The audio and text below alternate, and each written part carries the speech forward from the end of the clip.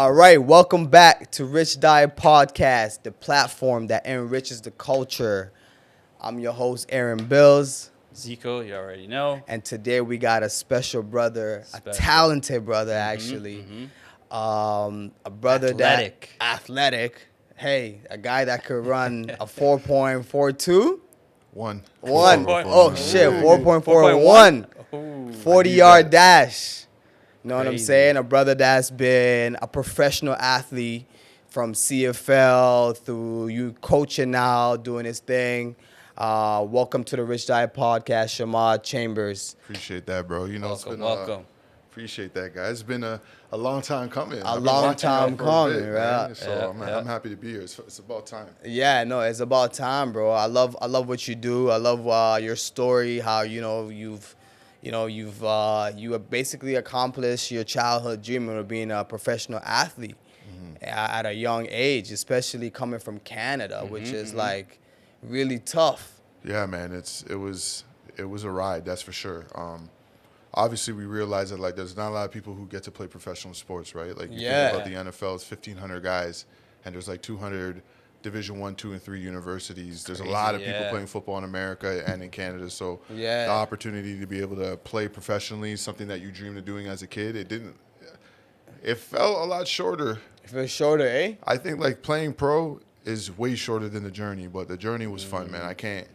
So much has happened. It's so much blessing, so many things that now I'm gifted with and stuff like that. They just keep coming. So they keep coming. Awesome. No, definitely. I can imagine the journey from middle school to high school to college. That anticipation to I can't wait till I put on that professional jersey. It's such a long journey, but as soon as you're there, you're it doesn't even feel like it. That's the thing, because you got to think about it. We grew up in Malvern. Then we moved to Markham when I was in grade 3. So I'll say that I'm from Markham. But from there, you're thinking about playing professional sports. It's a hockey town. No one's thinking you're going to play football. Right? So, obviously going through that whole process of having a dream, and then after that, sitting there and being around people who didn't really see that dream because they didn't know, right?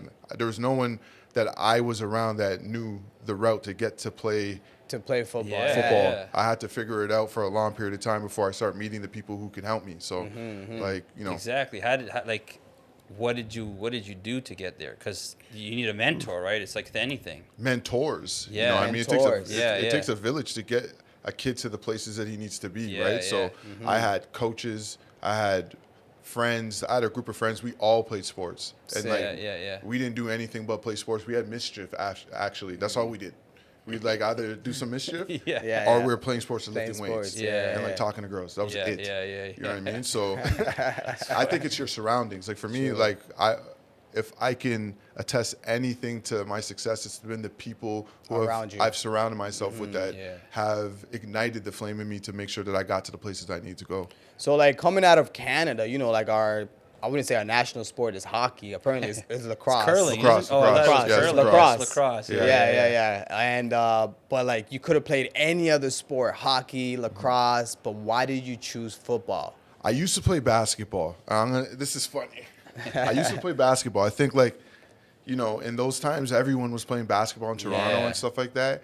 And that was I was really good at football.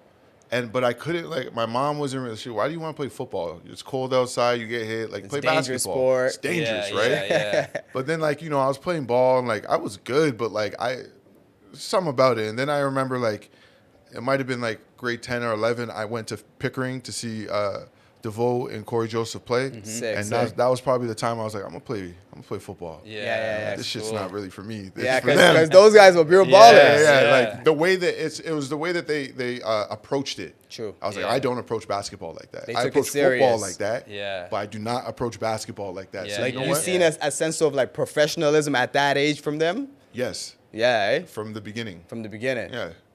And the way they approach ball is the way I approach football. So I was I don't really like basketball the way these guys do. Yeah. So let me just go over here because I know I could play pro doing this. Yeah. But I can't shoot like that. Right? So I think that. It's good that you were honest with yourself Hell and yeah. you realize that at a young age, because Yeah, a lot of of people course. don't realize that at a young age. It's kind of like Dave East's story, you know, how Yeah. Dave East was playing like college ball with KD Mm-hmm. and everything, but then he realized that how professional you gotta be, you know, Hell and yeah, then bro. he's like, you know But what? he looks like he looks like he has a like solid. 6'5". Yeah, like Bro, he he's looks like tall. He's big. good. He's a big He guy. was a sick Whoa, baller. He was fire. supposed to be in the NBA. Yeah. Yeah. But he didn't take it serious, and he realized how professional you gotta be, right? Yeah. But I mean, rap worked for him, you know. So Yeah, I did it think real? Did it? yeah, I mean, he's doing his Yeah. thing. What are you trying to throw Dave East under the bus? Yeah, you know why? I don't want to about say it fuck is- Davies, but no. Your brother and I were in Atlanta, and we went to go to his concert. The first night I got to Atlanta, we were Yeah. supposed to go to his concert at some like place in Atlanta, small venue, right? Yeah. Nothing crazy. And I'm like, yes, sick, because like it was intimate. exactly, Yeah. right? And like you can literally like you can see the guy so close, whatever, right? And it's like we're waiting. No one's showing up. They threw a whole bunch of random people on stage at one point just to kind of keep the crowd. just to keep the you know? crowd hyped. And we're sitting there, your brother and I, we're getting impatient. We're like, oh, fuck this. Let's just go eat somewhere, right? Yeah. Bro, I was mad. And then what? He didn't show up. He didn't show Didn't show up. up? Oh, He didn't even Damn. show up. damn. So, Probably got. sorry, must- Davies, but fuck you. Oh, Jesus Christ. Hey, they probably didn't pay him. That's probably what happened. The promoter Yeah. probably messed up on that. Something. It's the promoter You're that you probably should right. be saying, fuck you, dude. Okay, Yeah. fuck the promoter. Sorry, Yeah. Davies. Yeah. There you go. Yeah, That's jokes. I think Dave East probably, in terms of ball, I heard Deion Sanders say one thing: when you're an athlete, there is no time for street stuff. Yeah. No time for that. Yeah. So I think he picked the right word. Yeah. bro. He Yeah. picked So, it. so when you were basically in high school, you realized, okay, I need to be serious with football. Mm-hmm. And then what was the process after that? You had to figure out which college you're going to play football, right? Yeah, Which yeah. was, I believe, Wilfrid Laurier, right? Yep, yes, sir. So how was that process? Like, how did you get in? Did you get Man. picked up? Did you apply? That was a crazy. Like, obviously, I remember it was maybe grade 12. I might as well just swing this out here. It's gonna change the dynamic. But I had my older brother was murdered when I was in grade 12. shit. Oh, Yeah. shit. So Sorry to hear that. yeah, it was a Yeah. crazy experience and stuff like that. And at that point, I remember going to school in grade 12, and I think my grade point average in that year was 50.1. I wasn't even going to school and stuff like that. Yeah. And I was going to go back for a fifth year. I was going back to not Laurier. I went to Markham District for high a school fifth for year. fifth year, yeah. And when I went back, I think football season started, and I don't know if you guys remember the beat writer David Grossman. David Grossman used to write all the high school basketball, football. Yeah, he, it everybody. sounds familiar. Yeah, Yeah. everybody in the city and stuff like that. And he called me after the second week of the football season because I had 2 great weeks, and he said to me, "You're the athlete of the week for Toronto Star. Thanks, Sick, cool." sick, Yeah, sick. yeah. And he's like, What courses are you in? And I'm like, I'm in workplace courses actually right now. Yeah. He's like, no. No. You got to switch all your courses. Oh, Because shit. you got to go to university because you can play professional. Yeah. His son at the time worked at Laurier, right? Sick. Okay. So he just called them and was like, listen, I don't know what you guys got to do, but this kid has to come to your school. This So I was Laurier. getting recruited at that point. I was the top wide receiver in the country that year. So I was Sick. getting recruited everywhere. But at the time, I was really close to my mom, and my sister was young. She was around 4. So I wanted to be somewhere that I could be close to them, Closer but to far them. enough that I Yeah. could get away from everything The that was madness. happening. Yeah, right? yeah. So Laurier just came. I just fell in love with the place, and the big thing about it is there was a group of young black guys that were there before me. Okay. And during that time, I don't know if people really understand this, but there weren't a lot of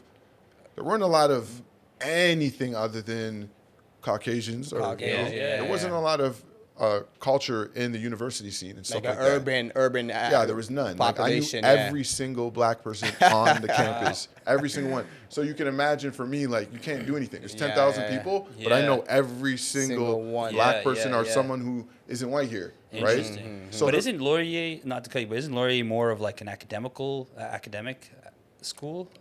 It's more of a fun school. You ever been to Phil's? Waterloo? Yeah, dude. You ever been to Phil's in Waterloo? Yeah. Damn, bro. You got to go to Phil's in Waterloo. Especially like those We homecomings. should do that. We should do that on Wednesday. Wednesdays. Yeah. $2, $2 for a drink. Oh, shit. $2 for a drink. I came back from the CFL, bro. Yeah. My first year back in the CFL, I'm buying out the whole bar. It's $2. Yeah. It's nothing. They think I'm buying out the bar. Buying out the bar. Drink set for everybody.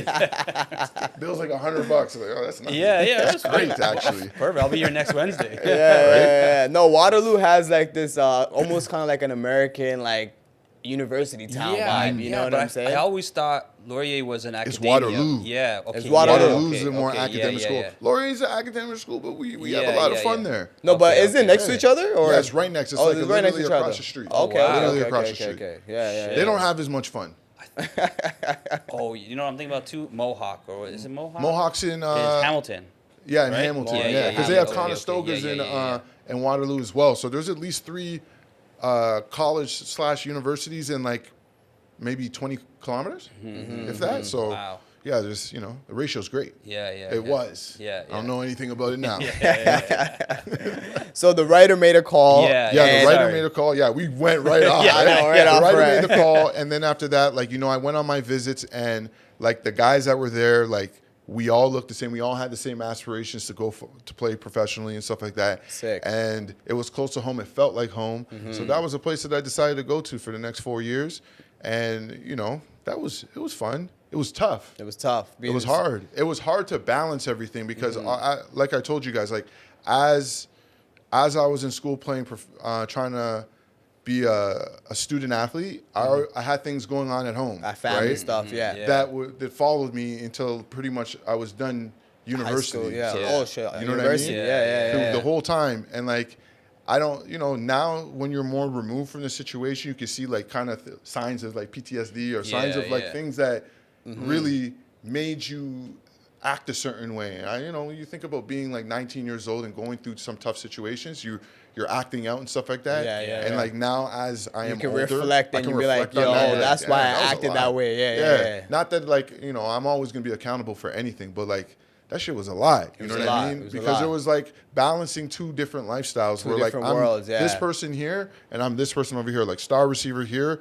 But you're going to trials and dates and witnessing certain things. Yeah, it can take a toll on you, man. It takes a toll on you, and I have to go back and forth, right? Yeah. So that stuff was tough, but like we made it through it, and I felt that my 4 years at Laurier, I feel like if I could say anything about that experience, it was about. I think that it was changing the culture there. Changing the culture. Right? When I was there, it was very different than where it is today, especially the locker room. Now, like, they just won the Yates Cup and they went to the national championship. Shout out Coach Falls. And you look into the locker room and you see all these young black men there. Different colors. Yes. It's not even different colors anymore. Okay. Oh, okay. It's black kids there. You're like, whoa. We're like, whoa. We're fighting for the music. Back in the day, it would be like we're fighting between not having too much rap to like which rap song are we gonna be playing. So like it was like to sit back this year, especially this year, and be looking at it being like, wow, like I'm not the reason why this happened. I'm definitely a part of the reason why this has changed, right? So that was like, you don't really know what you're doing until like you're further away from it. And like to be only 35 years old and see like being a part of just changing and your impact and impacting things is just like, it's wow. big. It's monumental for awesome. sure. Yeah, like I can only imagine like in the early 2010s and going to university, like you said, like I've been to one of the homecomings and it's crazy and it's nothing but like these white boys. You were there with me. Yeah, I was with you. I was with him too. I drove up there with him. Yeah, exactly. But I went there like maybe in like 2014 time because I had a friend that went up there and I'm just seeing like just a bunch of white boys just getting trash. Crazy trash. You know what I mean? And they're looking at you like. You don't go to school here. You don't go to school here. Yeah, that's the first thing they say. Oh, wow. you from Toronto. Like, they just know I'm a city boy. Bro. That's funny, though. So there's a kid that I know. He's at Laurier right now. Black kid. Plays ball. He's on the team. He got recruited and everything. I think he got injured right now, but it's funny that you say that because is the ball team the same sort of thing? Like, did you see that? It was it's drastically different now, right? Like like I say, like, and we were saying off camera that like we're really like first generation Canadians here. Our parents weren't from here, right? They don't really count. Like, it's just us. So you're thinking about going to university during those times. Like, I would have friends come up, and I'd be like, hey, listen, if anyone asks you, you're Shamad's cousin. Yeah. Hey, bro, I'm Shamad's cousin. But it's like you're in those confines of those universities. Some of those kids are not from the inner city. Some of those kids are from small towns. They're not even used to none of that, right? They're not even used to seeing like black kids like being in the same class with you. Yeah, bro. So, like, it's real life shit, bro. Like, really, like, I can literally tell you, I knew every black person or every colored person on that campus. Yeah. And like, if I walked somewhere and saw someone I didn't know, I knew that you weren't. So you're not from here. Yeah. Right. That's interesting. It's. I mean, I don't know how far back you were in university, but it almost seems like it doesn't even matter what year, because I feel like there should be that should have ended like years ago. I mean, it's right. I can't believe it still exists. Yeah, you would think that. Right? You would think that, right? Like, but like, man. you know, we are actually, like you said, we're crazy. Our generation is really like the first generation. You know, our parents came here. They're like immigrants, right? And not only that, we're first generation. Yeah, go ahead. You have to think about it, like, not to say school wasn't cool, but like you have to start getting people to go for there to be like a reason for, you know what I mean? It's like a cultural thing. If like you start seeing, like, I go to school now, I have like 3 cousins that went to Laurier after me. Right? I don't know why I'm not getting any type of like recognition. No, not even that. I want 10%. Compensation. Oh, yeah. You don't need recognition. You can just cut the check. Cut the check. Right? No recognition needed. Check. Yeah, right? and I'm sure your cousins probably got inspired because they're like, yo, Shamawd. Yeah, if you did it, we could do it. Yeah, we could do it, and you're their mentor now. Somewhat. I would say I'm the older one. You're a manager. You know what it is? I never try, especially with like my younger friends or anyone who I deem that's younger. Yeah. I don't really put myself in that situation because like I have big homies as well, and they don't really do that to me. So like I know not to do that to them. They do it without doing it. Yeah, you know exactly. What I mean? Like they lead without like kind of having pointing you in that direction. Lead by great example, and he definitely paved the way. If you could tell by like the people that follow through, like his cousin, family, friends, whatever. Like you said, because I know people that like they're looking at university. I'm never going to university just because like they don't know nobody that's there. They don't see the potential of going there. I still have a goal of as soon as I get around like 45, between 45 and 50.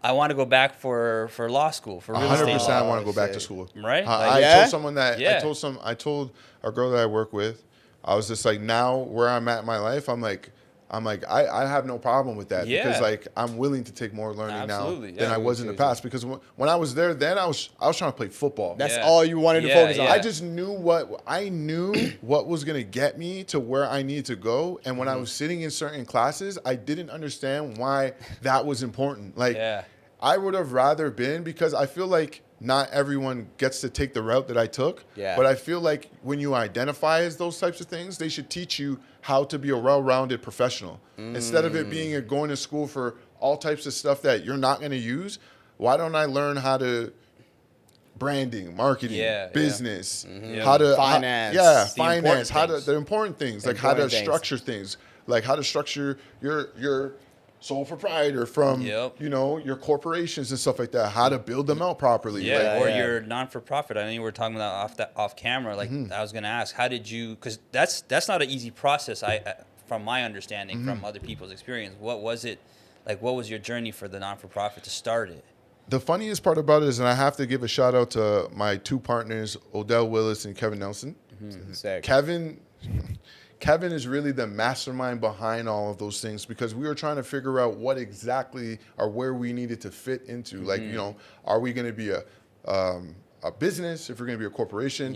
But then you're thinking about working with young kids, and if it's business, it's a little bit trickier to to capitalize on getting them to work with you and stuff like that. So we're like, a not-for-profit that goes into a charity, then we can kind of use our businesses as vendors to end up going and say, hey, I did an event. Right? You get what I'm saying? Off to the event. And then it was just a situation, because I obviously had my business and the things that I was doing around. It was like, okay, this is a feel-good thing, but at the same time, there's a lot of business that come around it. And as we're seeing more and more, like at the high school and university level, there's big money in it. So if you get a kid that you're helping gets down to the States or goes to a big school up here, but mainly if you get a kid down there with an NIL deal and stuff like that, if you play it the right way and you're doing it the right way, you know, you can see a lot from that. What if that kid goes and really does it and then? become a star, It becomes a star, right? If you're doing the right things and you're doing right by that person, you're going to get the opportunities to be able to reap the benefits of that. For sure. And it's just like if you get that kid, then it's everyone else that's coming to the door saying, "Hey, how do I get there? Yeah, how do you right? get there?" So that's people the big gonna thing. knocking, be like, because they're gonna be like, "Yeah, you did it, you know." Yeah, that's interesting. So after you completed your university, I noticed that you were drafted to go play for the Edmonton Eskimos, but you held back. Yeah, I held out. You held out and didn't want to go forward with that. What was the reason for that? I was waiting for, at that time, like I think right before I got drafted, and then, but like I don't know, it's like a Toronto thing. I think that's what people say. Honestly, it's a Toronto thing. It's a Toronto. It's literally a GTA thing. My aspirations were the NFL. I wanted to play in the NFL. You wanted to go to the big leagues. Yeah, I mean, if I'm gonna run into anybody, I'm gonna do it for as much as you can because I know I couldn't do it for long. Yeah. Right. The first pro experience that I got was in Philadelphia, which is so crazy because it was Andy Reid's last year in Philly. Andy Reid, he's a right. GOAT. So like, for me, and I tell people how like surreal this was to go into this stadium. Like I used to follow Philadelphia when Terrell Owens was there, Deshaun Jackson. And I go into the Michael Vick. Let me get there. But I remember reporting for rookie camp, and then like all the coaches were like, "Congratulations on getting drafted in the first round," and they knew everything about everything about the CFL. Sick. We're ignorant to the fact that we think that they don't pay attention don't to what's watch us. going on. Really?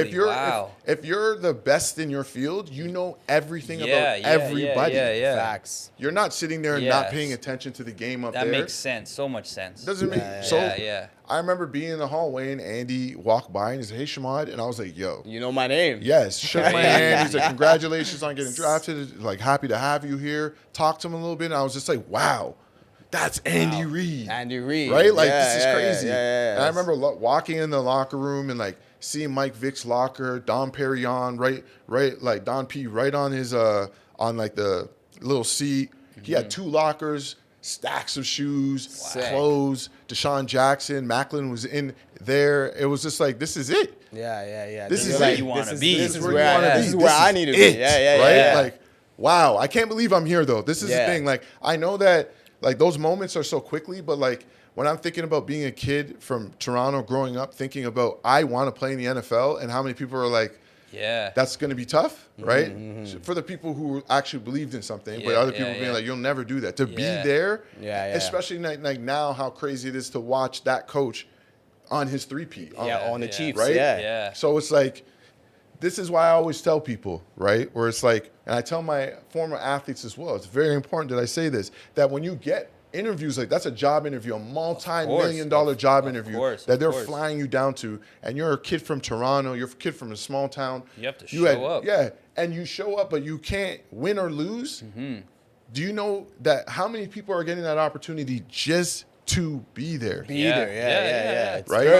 Very slim, small. So why would you Yeah. now, after having that experience, take away from yourself and think that you're not that motherfucking person there? You got to think that you're that guy. Absolutely, Because Andy Reid, he right? Yep. That's big how I deal. look at It's it. big Like, deal. man, Andy Reid is it was the guy. crazy, man. It was a crazy experience. I held out because I was waiting for Philadelphia to see if there was a contract. So basically, I was getting into it with our then GM, Eric Tillman. We're good right after this. But basically, it was like, hey, it was an issue with the contracts. Pretty much where it was like I was projected to be drafted in the CFL between 1 and 3 and slid to 6. But I said I wasn't going to get paid differently than the guy who's the number 1 draft pick. I was like, I want the deal that he has or something that rivals it.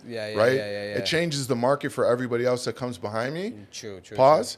But I caught myself there. That was crazy. No, it's all good. It's all It's good. a safe space. It's a safe space. The camera's on. But pretty much he was trying to give me a bad deal, and I was like, yo, I won't show up. I won't show up. I'll wait for Philly, right? So Philly's there, and I remember Howie Roseman, who's still there, was talking to my agent. He's like, we like the kid, but we have 18 receivers. He'll be the 19th receiver in camp. We're keeping 6.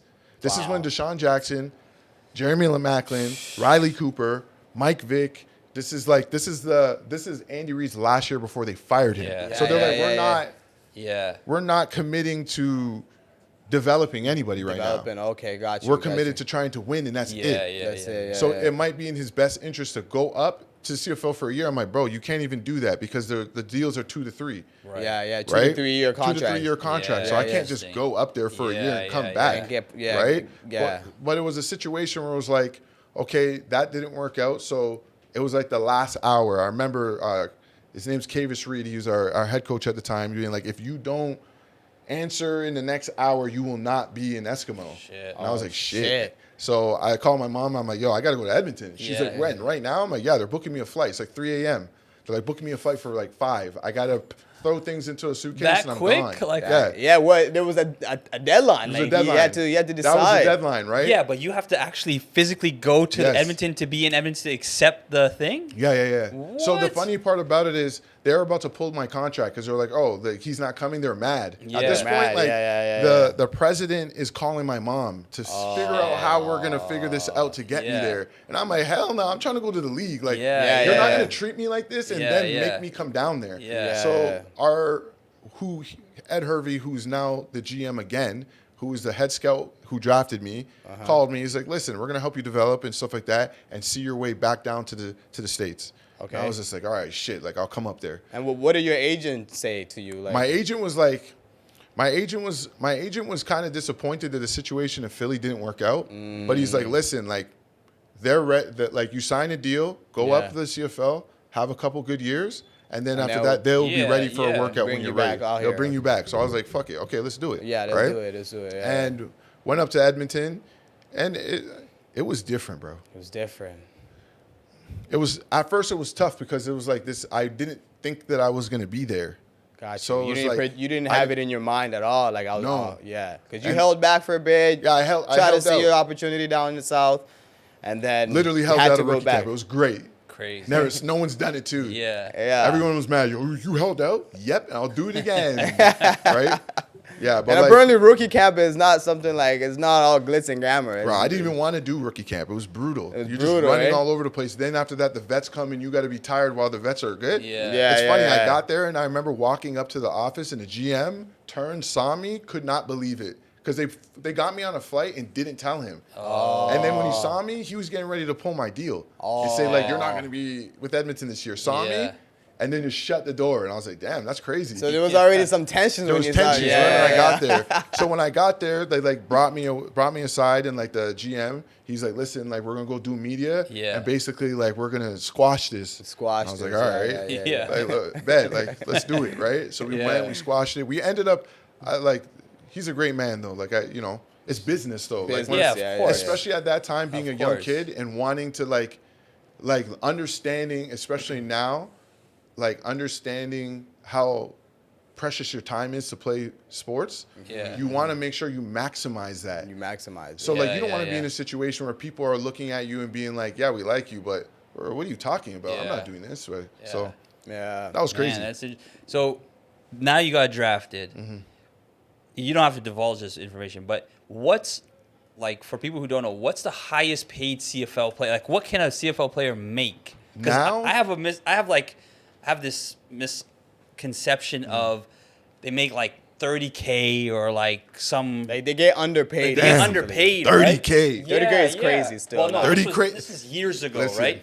When I don't know.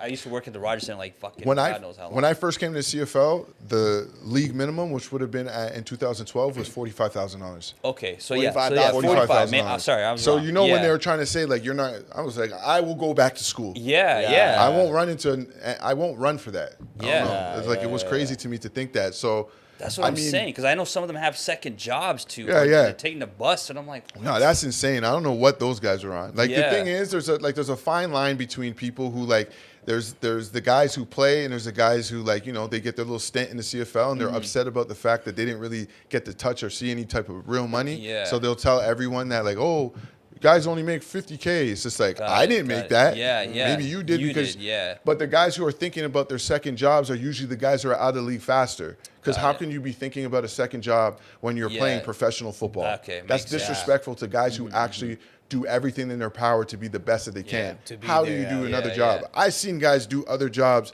during the season, working side jobs. It's just like, bro, like you're not even a part of the team. Like, what are you talking about? Like it's disrespectful. That's why it's crazy. I was confused. I'm like, every time I would, do the little thing, the converting the Rogers Center into the football stadium. And I'd see these guys come, and I'm like, some of them would just literally come off like the bus. Yeah, insane. And then like I heard some of them have extra second jobs and stuff like that. And I'm like, damn, like that sucks. So what would you say would be the highest paid salary? Like 700,000. 700,000. Yeah, Canadian. Is that pinball? Canadian or USD? No. Quarterback. Usually like that. I think last year the highest paid quarterback was around 700,000. Wow. 700,000. Like I know a guy who straight probably league, no endorse. Is there any? Do they get Straight endorsements? league. Can you Yeah, get yeah, endorsements? Yeah, you can get endorsement, and then you make more doing the endorsement. Yeah. Okay, 100%. yeah. Nike used to, Adidas used to sponsor the league, and they sponsor a guy from every single team. Oh, nice. And then basically, it didn't even matter if you were one of the actual athletes. All that mattered is that you're in the league because you got free stuff all the time. So like the highest paid guy, I'd say between like 5 to 700,000. Wow. 4.5 months. 3.5 hours of work. That's a good paycheck, man. That's 4 days a week. Bro, Yeah. You run. You I run. know the scary part about it is like, I got to run into, like, I might get hurt. Yeah. But like, fuck it. Yeah, bro. Fuck it, yeah. Thug Sorry, it out. you chose, yeah. I mean, exactly. like, there's, when you really understand, like, here, the average person is making like 50K, Yeah. right? Yeah. That's what they say. I think in Toronto, like, it's crazy because I'll be going out and seeing guys popping bottles. So I'm like, I don't get it. I don't They live at understand, home, man. right? No, There's there's some guys. Else's credit card. I'll Yeah, tell you that. something. That's it. So, Something. I mean, like, that's the thing. Like, there's a big gap. Like, obviously, there's going to be people who don't get paid that much to play. Yeah. Right? It's like the NFL too, right? But like Yeah. the NFL, I think, what are they? It's like like $500,000. Yeah, but which you is got to crazy. It is, but like it's one, it's relative. Yeah. And not only that, you have to understand that like it's based off of economy. Yes. Like of course. if you took, I give this example. If you took the NHL and took away all the American teams and just had the Canadian teams, no one's making $10 million. That's right. That's not because they're not good enough. It's because of the economy. Yeah, Economy. yeah, You know what I mean? Like, Yeah, that makes sense. Yeah. there's 35 million people here. 40 million. I'll give you guys more. Yeah. 40 million I'll max. give you 50. I'll give you 50. Yeah. There's 50 million people here. Yeah. There's 50 million people in New California. York. Yeah. Yeah, in California, exactly. just that one state. Yeah. Like the opportunities are endless in America, Yeah, and they yeah. want to blow their game up. They want it Yeah. to look grander. They yeah. want to give that money because it just It comes Yeah, back it's a to business. Yeah, it's business, yeah, right? it's a structure. Yeah, It's a system. structure, and it's just like it's the culture there of everything that they do is going to be bigger than everyone else. Everything So- is big, yeah. and And that's the thing. That the first thing that people will say is like, "Oh, why doesn't the CFL be a feeder system for the NFL?" How? Yeah. You actually, it's not like basketball where you can't touch somebody. Yeah. Like, okay, if Patrick Mahomes in his first season, instead of sitting behind Alex Smith, they bring him up to the CFL as a feeder system quarterback so he can get reps, right? Yeah. Someone goes and falls on his knee, breaks He's his done. leg. Yeah, he's not Then coming what? back. Yeah. Then what, right? Yeah. No, how about like we build our own things? Yeah. How about that and support our own things? Yeah, Because yeah. the like BMO, the Argos struggle to fill the one side, but just that area, like there's one building in Liberty Village that can fill the stadium. Yeah. So the like stadium. it's a bad excuse. Yeah, now. yeah, It's just here that the problem is. We have like a terrible a conception of the Yeah. CFL because we think that we have more things and it's bigger. It's just Yeah, like yeah. we have to start being patriotic to the things that are Yeah. in our country. Do we that not are see all what's in going our own on? country. Yeah, We don't see what's going on around the Yeah. world. Yeah. But we'll just- sit there and watch things that are happening everywhere else. You're right. But Yeah. not support the things that are happening Happen right at beside home. you. Yeah, Exactly. How, Very how true. often do we hear that people Yeah. are complaining about my bro won't repost my video, but he's gonna repost So everything true. that Lil he Baby's sees video. somewhere else. Yeah, like, So true, man. come on, It's like crazy. it's like No, the it's so one-on-one, true. guys. Let's be So prideful to what true. we have here, Yeah. and then we'll see it climb. And then once those people are sticking around, because like we were talking about it off camera as well, it's economics, right? Economics, yeah. So if a guy like Corey Joseph or Andrew Wiggins goes down to America from high school Yeah. to play sports, Yeah. goes to college, and then is a professional in America. He's a part of their economy. Their economy, yeah. So now we're asking for handouts. Yeah. We're not asking him to do, oh, we built you up. No, we sent you to go somewhere else, and now you're a part of their economy. Yes. Yeah. Very but we true. want you to bring the money back Bring the here. bread, You didn't get here. Yeah. You got it down there. Yeah. So you said that you're saying like the NFL should be like a feeder. The CFL should be like a feeder to. I don't think so at all. You don't think? You don't no, think so? right. Yeah. Do you think the NFL? Wait, no, I messed this up. Go ahead. What were we just saying right now? I was saying that I didn't think that it should be a feeder system. I think that it's two completely different leagues, and that there should be separation of the two, just like any other place in the world. Right, but you were saying it from a Canadian. No, I thought you were saying from the Canadian perspective, going down there and then not making on the team. No, and then coming he's back. just saying it basically like we don't have the patriotic enthusiasm no, that I understood, to but support our own teams here, right? Like yeah. CFL could be the hottest thing. That's like how they treat it out there, but it's also to economics because they have a bigger population. They're more in tune with it. They pay their like athletes way more. Yeah. So there's it's more like money in it there for sure. Of course, there's way more money. That I There's understood. more volume. But the reason why I was thinking that is because I grew up with a guy. He went to Stanford University football, made it to the league, NFL, Seattle Seahawks, played I think 2 years, got injured, and then went to the CFL. Right? Brian Burke? No, Kerry Carter. I've heard of Kerry Carter. Yeah. His whole family was like athletic. Yeah. Right. And then he ended up in the CFL, right? And now I don't know what he's doing. Maybe like some, philanthropy type stuff or whatever. But that's why I was thinking like, is it a feeder system, like I guess for Canadians because he's Canadian, right? That's what I was trying to tie it to, right? So because he was Canadian, I was thinking in the sense of, like, I guess that's what happens. Is that what happens with Canadian NFL players that they tend to wash go back up? They just go back into the CFL sort of thing. I think that like you would be crazy not to because you would be. It's now if I'm a guy like think about it for me. I was able to use the fact that I even had a small portion of time in the NFL to dictate the way that I was going to get paid in the CFL. So if you're an NFL guy, especially the way the CFL is today, you can make good money in there. You can use it as leverage. Hell yeah. That's all you do. You go and you use it as leverage. Look, I had 5 years in the NFL. Yep. You got to pay me top tier. You got to pay me top tier. You can't pay me the freaking $50,000 that's minimum salary. Actually, now that we're talking about it, the cap went up, I think, to like $6.5 million. So per team. So which I remember when I was there was at like 3. Oh wow. Okay. Right? So it doubled up. It doubled up, and not only that, 10% raises for everybody. Good. Because they're it's coming along. It's picking up. It's picking up. Yeah. You have to understand that like a lot of the fans of the CFL are baby boomers and stuff like that. It's the older generation because the CFL used to be the main league. It used to be the bigger league, right? Until the TV deals in America just said push. Push. Right? Yeah. If you look at it and you're looking at it from that perspective, not only that, man, like the game itself, the American game itself now. I had a guy, his name's Marlon Humphrey. He's an all-pro defensive back for the Baltimore Ravens. What's up, Marlon? He came up here and we were training and stuff like that. And so many nuances of our Canadian game they're doing down south. Like they've changed their game because our game is safer than theirs. Gotcha. So if you're watching the American game, it looks like the Canadian game on a smaller field. It's more of a spread out game. Cross RPOs. The RPO came from Canada, from Damon Allen and Doug Flutie. They started the RPO. That Chip Kelly, I don't know if I'm talking over your guys' head, but I know some of the people who will see this will understand. Chip Kelly, who is a crazy offensive coordinator in America, came up to Canada to look at the way that we were playing and brought it to the States.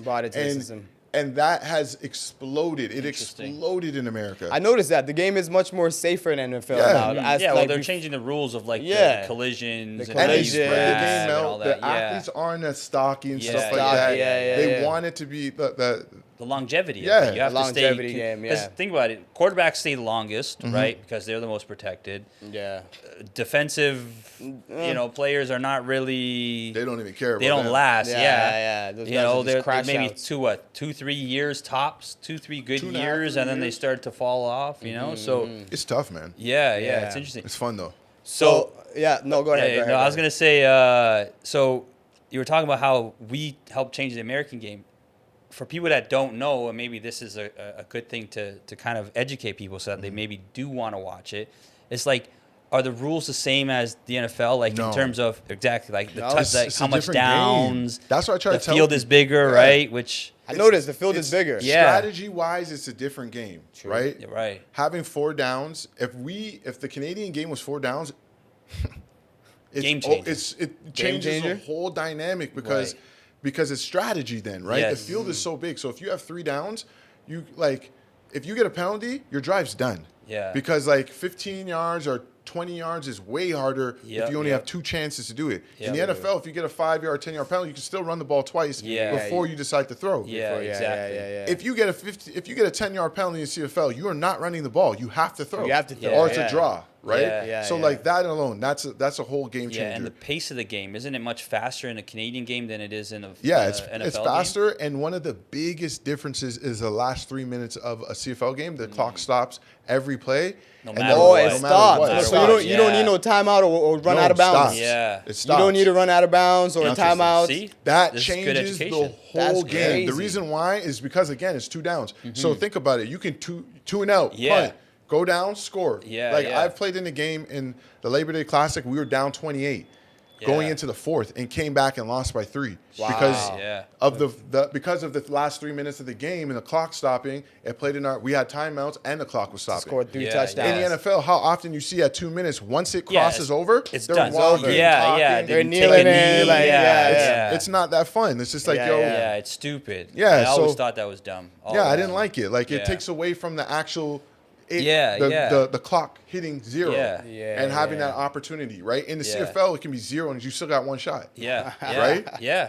So it's Absolutely. yeah, you still Think got about 1 it. shot. It's funny you say that because I feel like back in the day, but I think they just changed that rule, right? In NFL, where it's like when it's 2 minutes, there's a clock, they can take a knee, because when you used to watch the Super Bowl back in the day, it was exciting. You were like getting close to like both teams are like almost tied neck and neck, and you're like shit, like you know what I mean? It's more like the thing about it is that football is such a game of strategy. It and is. like that's the thing that I try to say, that like the reason why the 2 games are so different is because of the strategy from the size of the field.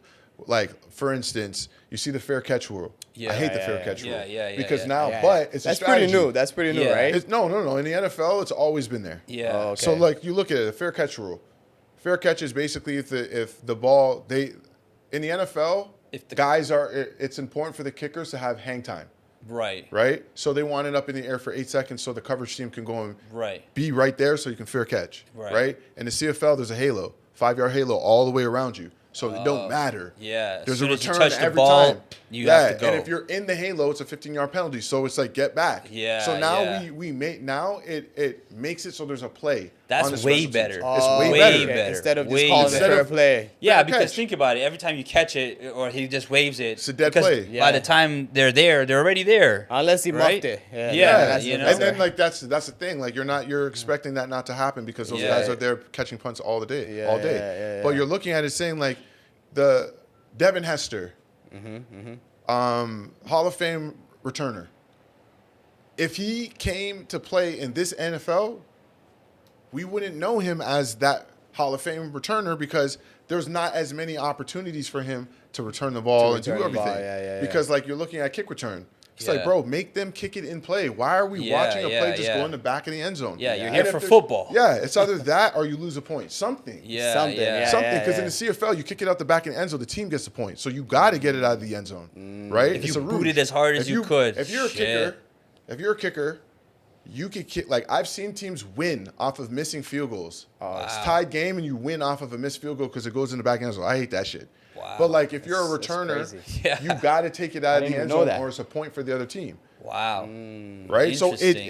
it's it's so much about special teams, the third aspect of the game. Yeah. You see, the NFL is about to not have special teams. Yeah.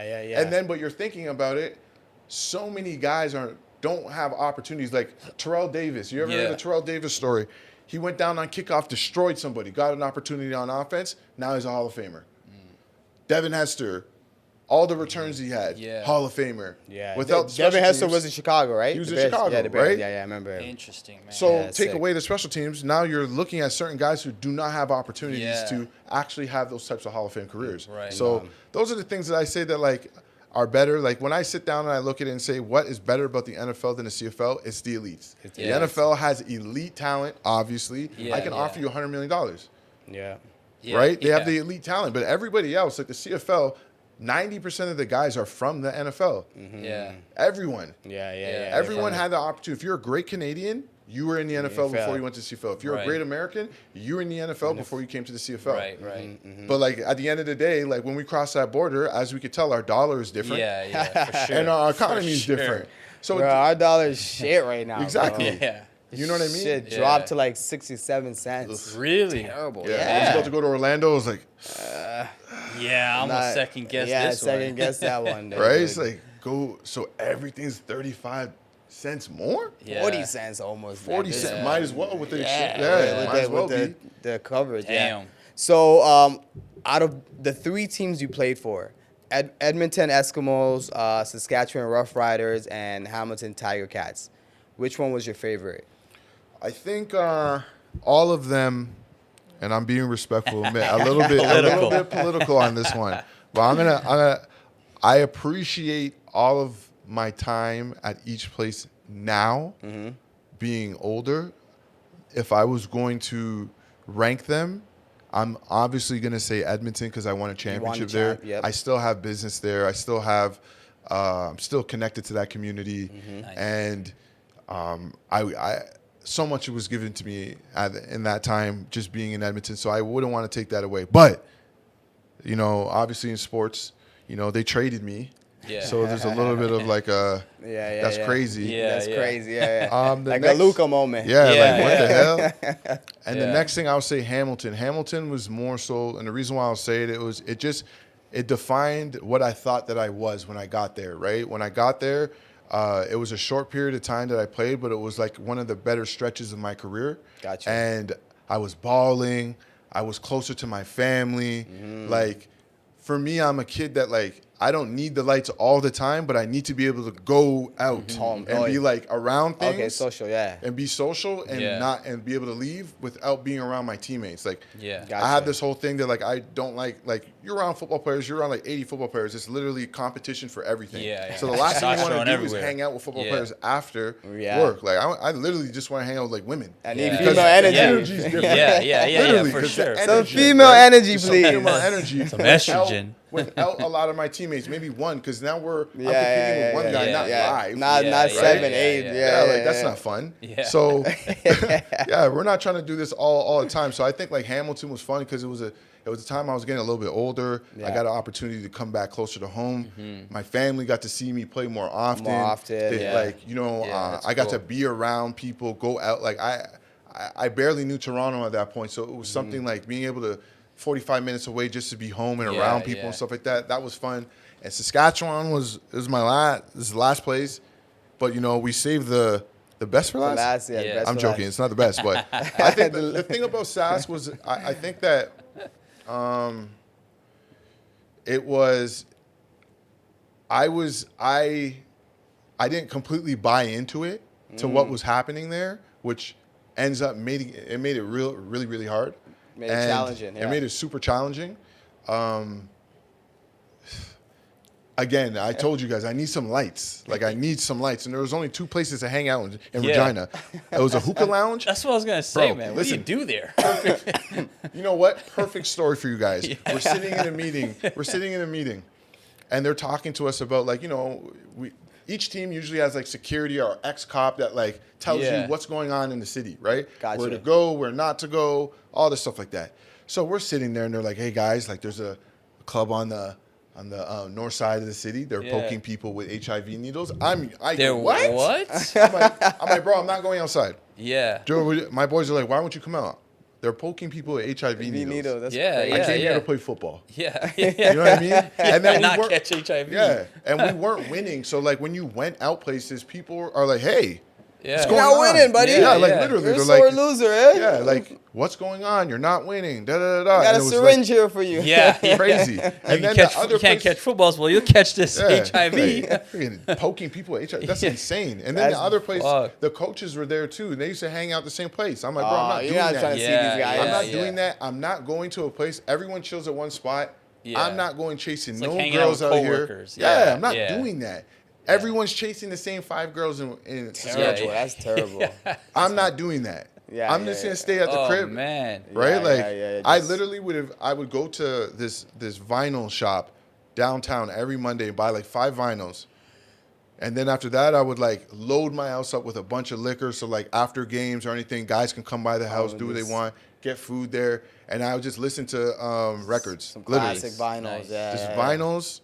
And then I would just like play the game and go to sleep. I'm not going out. Yeah. No, I can imagine because it's like there's nothing really going on there. Right. What It's is like, there's no city Saskatchewan? life. Regina, bro. Yeah, like- it's dead. Bro, it was man. tough, and you're not winning, so it's not fun because like, Yeah. if we were winning, I would have been having a great time because you were Yeah, getting everything everyone- for free. exactly, Do yeah. this, do Yeah. that. That was Come the here, plan. come here, come But it did Yeah. not work out that way. Dry. But Yeah, shout outs yeah. to everybody in Regina, man. It was awesome. an experience. Yeah, An I experience. can imagine life-changing experience. Yeah. Yeah. So you weren't winning in Saskatchewan. So did you win? Have you ever won the Grey Cup? Yeah, in Yeah. Edmonton. Nice. Edmonton Yeah, Eskimos yeah. in 2015, right? Yes, sir. And Nice. how was that? How's it feeling of being a You champ? didn't bring the ring, man, to show us. Man, I don't even know where that thing is right now, to be honest with you. I think my mom has it or something like that. I lose attachment to that. It's like I'm Yeah, trying to yeah. like, kind of like, Yeah. I'm a champion by myself, guys. Gotcha.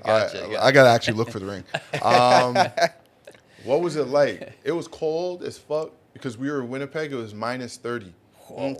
And I remember them like, I remember the year was just, I was coming off of a knee injury.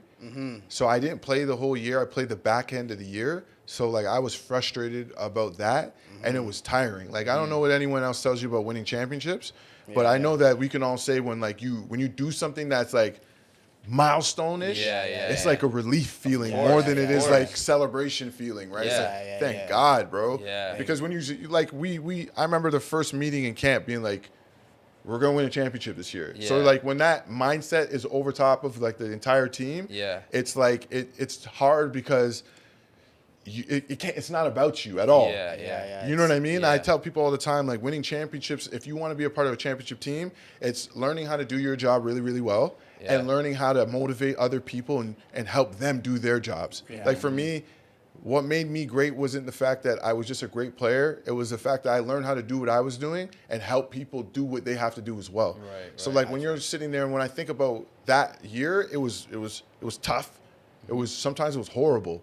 Sometimes you're running like it's almost fist fighting that you're having with people that you're looking at the end. You're like, wow, I hate you. I hate you, bro. Yeah. But yo, you know what? That's how you know that you can like those things teach you that when it really comes down to it, like you can get things done without liking people. It's not about liking. I'm trying to win. And if I'm trying to win, I have to bring you along. I don't have to like you to be able to work with you. Yeah, as long as you're on the same goal. Yeah. And towards the that's same goal. the hard part. Yeah. It Is is. getting everybody to get out of being about themselves and being about just the team, right? Yeah. Even for me, it was like, man, like fuck this, blah blah blah. I want to do this. I want to do this. I want the ball. Yeah. I'm not getting the ball the way I'm supposed to. Then you get to a point where it's like, now it's championship or nothing, or bust. Yeah. And you're throwing your body at things. You're just doing whatever you can to be, because like, yo, again, it's history things. You don't know when you're like, I'm a part of Canadian history. So as long as that cup is here, I'll live forever. Yeah. And like awesome, people don't man. really understand that, like our coach used to tell us that like the goal is to be immortalized. It's to be remembered when you're gone. To have your name and multiple things all over this country. And like those are the things that wake me up in the morning. Yeah. It's like, yo, you know, I did this. I love that. I know how to now do it again, right? It's just like, okay, I did this. Like I'm around a lot of the guys who I won that championship with. Like my business, the Canadian High School Football Showcase. Yeah. One of my partners we won the Grey Cup together. So we're like, we know how awesome. to win, bro. Devin, right? The formula. Devin Bailey and Odell Willis. We won We won a Grey Cup together, and you're like, guys, we know how to win this. Yeah, it's not about us. Right? You guys don't make it about you. And as soon as it starts getting into that, it's not about you. It's about these kids. And it's about pushing, like, changing shit. So, like, once you really recognize that, and like I said, bro, like, winning championships is not, it's not that fun. It's not that fun. It's a lot of pressure. Draining. It's a lot of pressure. It's hard pressure. Listen to anyone that has won anything, and they'll tell you. Like, listen to Michael Jordan when he was talking about in The Last Dance and stuff like that. It was draining. Of course. Because you gotta drag people. Push it to the limit. Drag bro. You gotta sacrifice. Not everybody wants to go there. That's the thing. Not everybody's willing to take that step because they're afraid. Like, for me now, I understand that, like, I hurt myself playing football. I got up, can run again. Like, we hear stories about, oh, you know, if you do this, you can never do this again. If this happens, and then you start going in those situations, it's like waking up from like, oh, did I get shot? Oh, no. Right? It's just like, it's those things. You're going to die one day. Yeah, of course. Man, that's how we feel with the pod. We're like, we're striving for that $100 million contract, right? Remember, we say that. But we know it's so much pressure, and so much competition work, out so there. much everything, 100%, man. but the difference between you guys and everyone else is just don't stop. Exactly. We know that. A lot of the times, that's the clear difference of it. I always tell people, like, I was on the phone with one of my OGs today saying that, like, what did Drake say?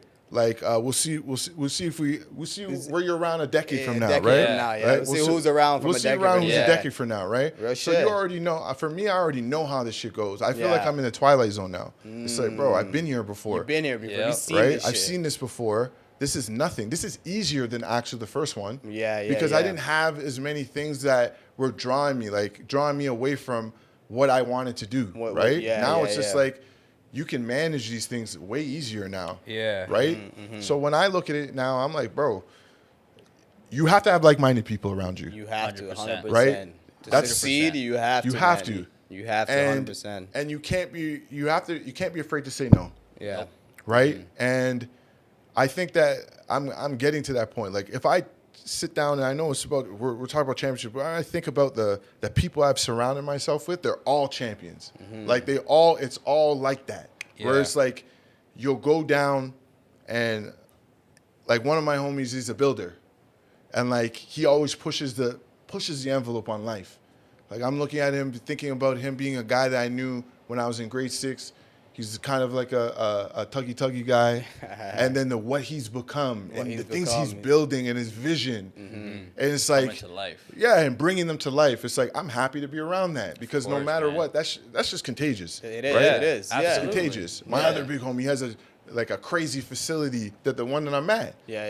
And you see his vision and stuff like that. I'm like, bro, I'm trying to rub shoulders with you. And the people that you rubbing off. Who you're around, because clearly you know what's going on, right? I'm thinking about people like that where I have direct connections to Hall of Fame players it's just like, how would I not know what's going on if I could just go to these guys who they were there? They were there, right? Exactly.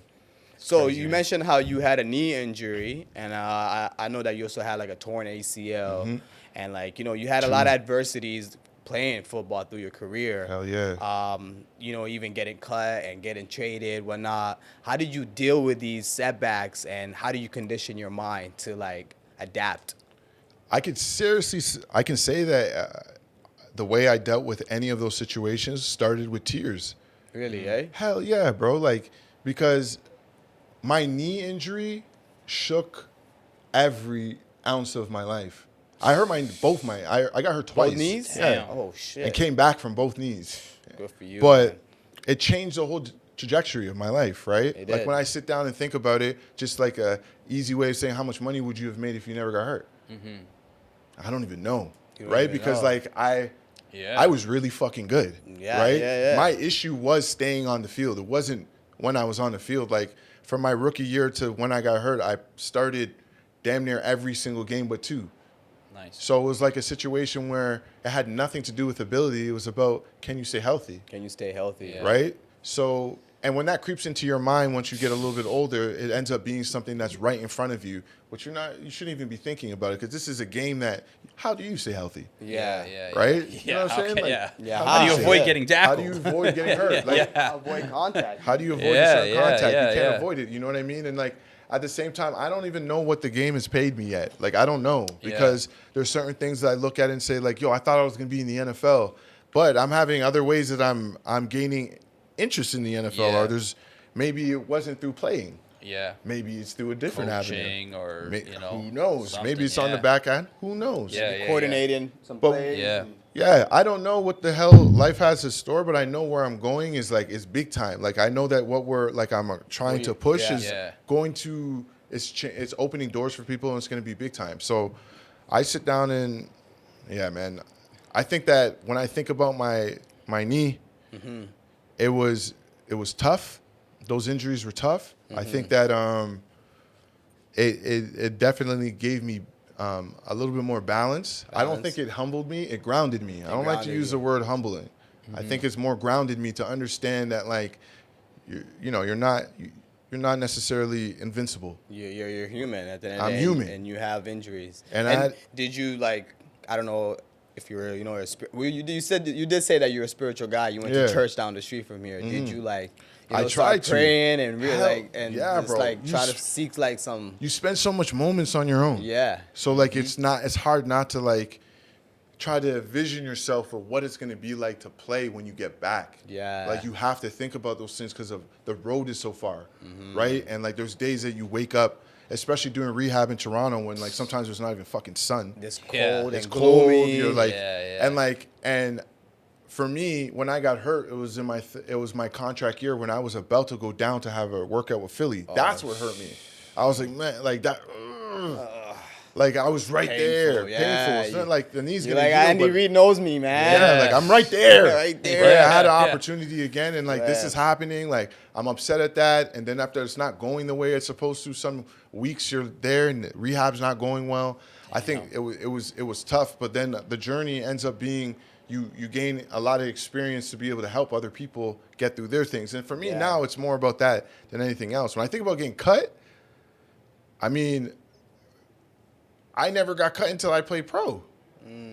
So I can't really complain. Yeah, well, I saw a lot of people get dropped off. Yeah. A lot of bodies fall. And me at the end after 2 knee injuries, that's when you guys like, you know what I mean? I did everything. Yeah, much. And you know what? And I won't lie. When I got released, it was another tears. It was tears because I didn't know what I was gonna do, right? But I knew that it was coming to an end. True. Right? True. But I knew that like I didn't really want to keep playing because I was at that point. I was starting to get around my friends who are entrepreneurs, businessmen. I was spending more time with people who didn't play football and realizing that I was way more than that. I'm like, none of these guys even see me play football and they love me. Right? And girls, sorry, fuck y'all. Right? Like we're going out for dinners, you're meeting people and like you're like, all these people they know you play sports, but they don't care about that. They're like, you're a smart guy, you can do this, you can do that. Yeah. You start to realize that there's more than that. Of course, man. Right? So I think that like when I got released, I know when I got released in Hamilton, like that was a point where I was like, I'm almost ready to be done. I think it was scary because I was having a baby. My daughter was about to be born like in a couple months, and I didn't know what I was gonna do. So that's what was fearful. Because if I was by myself and I had no responsibilities, I'm like, man, I'm gonna live my life now, right? Live my life. Like football was great, but it stopped me from doing so many things. Like the year that I didn't get to play football was a year that I made the most connections because I wasn't spending the time just being with the football team and being under that kind of regime. I was like, yo, I can move around a little bit more, go to a party, go to like kind of converse with people and stuff like that. I'm not worried about, I got to get up in the morning. You know what I mean? Have an extra drink, get to know people. Before I wasn't really interested in that because I knew I had to be gone. Like I didn't have a lot of time to get to know people and like spend time at home with people because I was working out and I was to myself and I was getting ready to go and do whatever I had to do.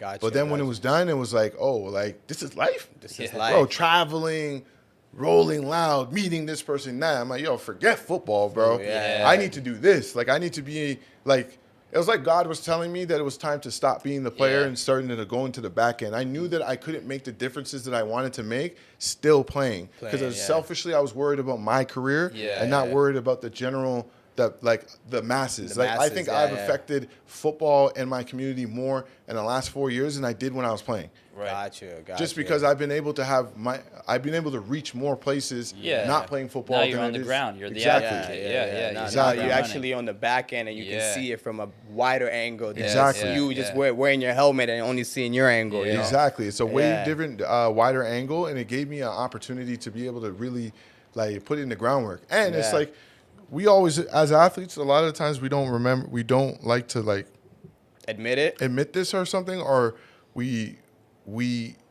if you're a smart guy and an athlete, if you're smart, you see this whole setup. Yeah. For me, I'm going to be the athlete that if we're doing an interview, I'm asking all these questions about this. So when it's time for me to do this without you guys, right. I know what's going on. Right? So if my friend goes to me, yo, we got to do a podcast, but we need one camera. You don't know what you're talking about. That's the worst podcast if you want 3 cameras. You know what I mean? Or we're going to do a promo shoot. Yeah. You're like, well, I did that for 10 years, bro. Yeah. Right? So I know how to move those things, make those things move. Right. Because I wasn't the guy just walking in there and just posing. I was talking to you and saying, yo, what do you do? Yep. Show me. Okay, what do you do? Show me. Okay, now I know what you guys do. Yeah. Now I know I can talk to you about what I need to talk to you about and talk to you what I need to talk to you about because you guys do your jobs. I know what you're doing. Yeah. Right? It was just those things that, if you're a smart athlete, you're not in the room to just play the game. Talk about Shaq. Actually, it's even that's like a double entendre. You are actually in the room to play the game, but there's multiple games to be played. Right. Yeah. Right? Absolutely. There's financial people upstairs that they do something different than what you do. You can find out about taxes and why you're getting your deductions and whatnot. Go up and talk to them. There's general managers that can show you the lay of the land, how they recruit, scouts that can show you this. There's coaches that can show you this. There's your teammates that they can be doing. They're entrepreneurs themselves and they got shit going on. So if you're not hustling in that room and trying to figure out all the other things that you can gain off of it. Yeah, you're wasting time. You're wasting time. Trust me. You're not capitalizing. 100%. For me, that's all it was about. That's why I never looked at it I'm making this move in so many different directions, right? So I don't know how anybody else looked at it, but for me, that's what it was about. I mean, you got to think too. It's if you're like yourself, if you're smart, you would understand that your career is only for so long, especially in football, right? Yeah. So it's how do you then take that off the field? How do you continue making?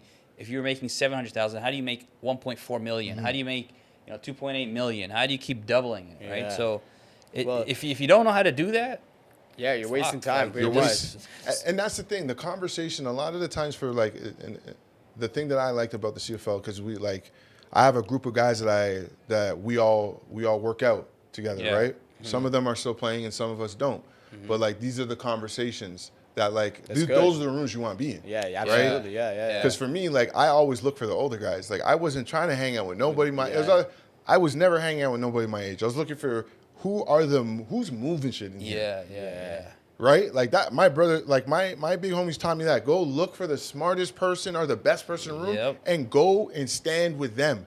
Mm-hmm. Do what they do until you become that person. Yeah, 100%. It's 101. It's literally 101. That's how you level up, bro. Yeah, that's how you scale.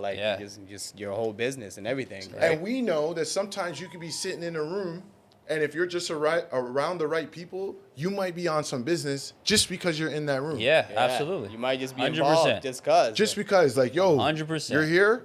We fuck with you. Yeah. They see a value in you. They see a value. Yep. Boom. Come on board.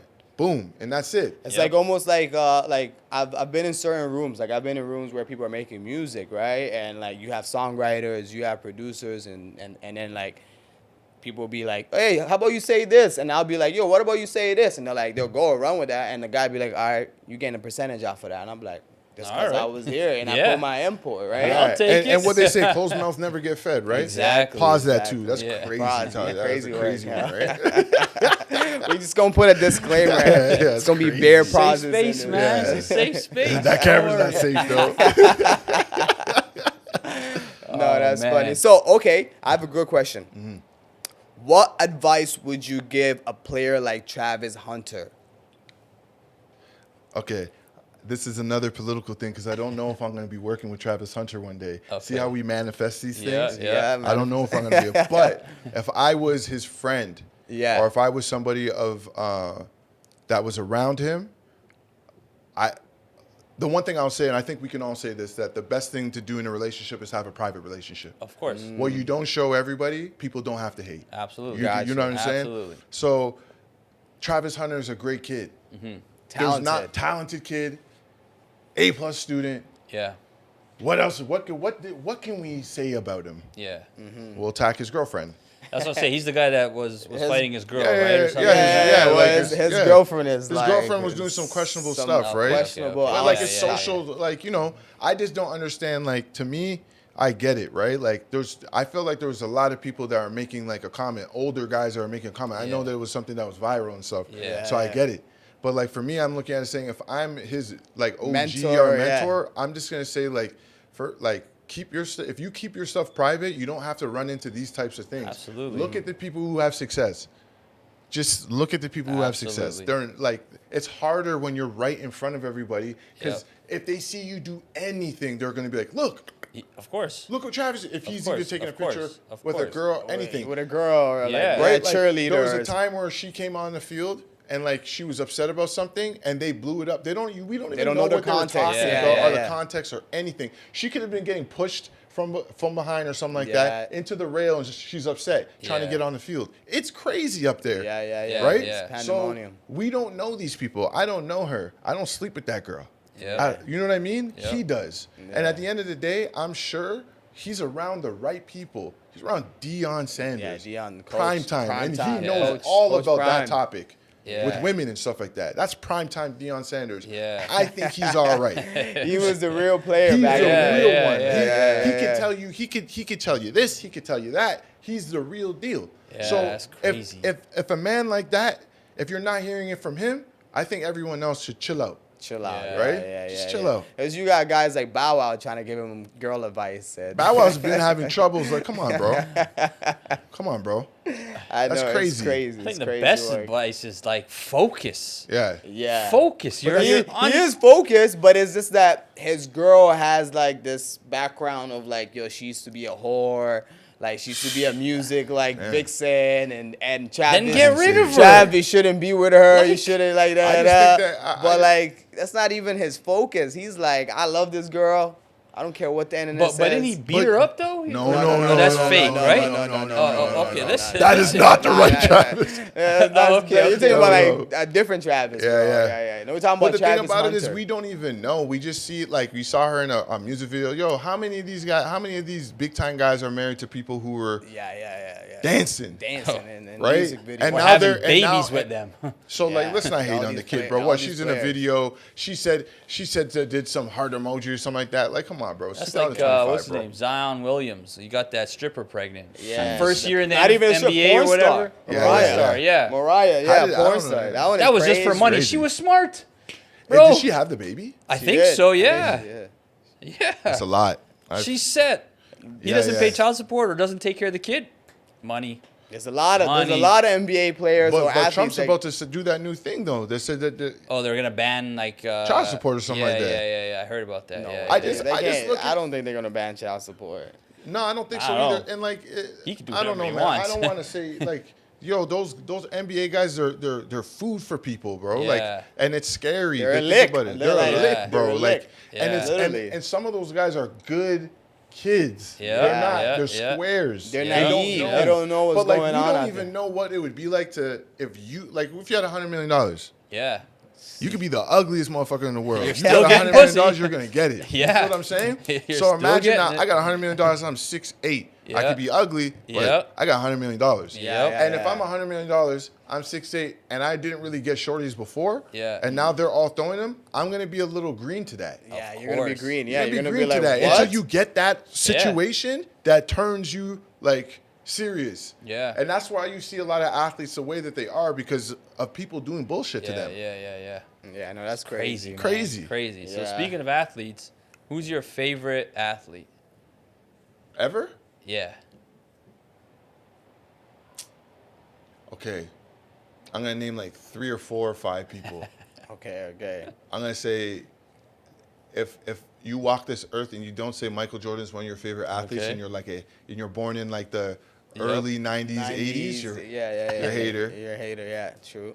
LeBron James, like for his longevity, I think pause. Oh, for sure. Safe space. Safe space. We listen and we don't judge. I think LeBron, like to be at that level for a long period of time, especially playing football and getting hurt and stuff like that. It's like for me to look at somebody and be like, man, doing that for 20 years, I don't give a damn if they're not allowed to touch you or not. That's tough to be able to get up every morning for 20 years and want to and still play like a kid, like a young guy. Dunk on guys at 40 years old. That is unbelievable, and I have so much admiration and respect for that.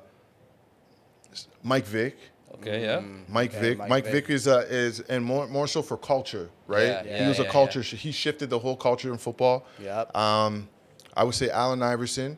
Okay. Another culture guy. A person who is not tall. That's the thing.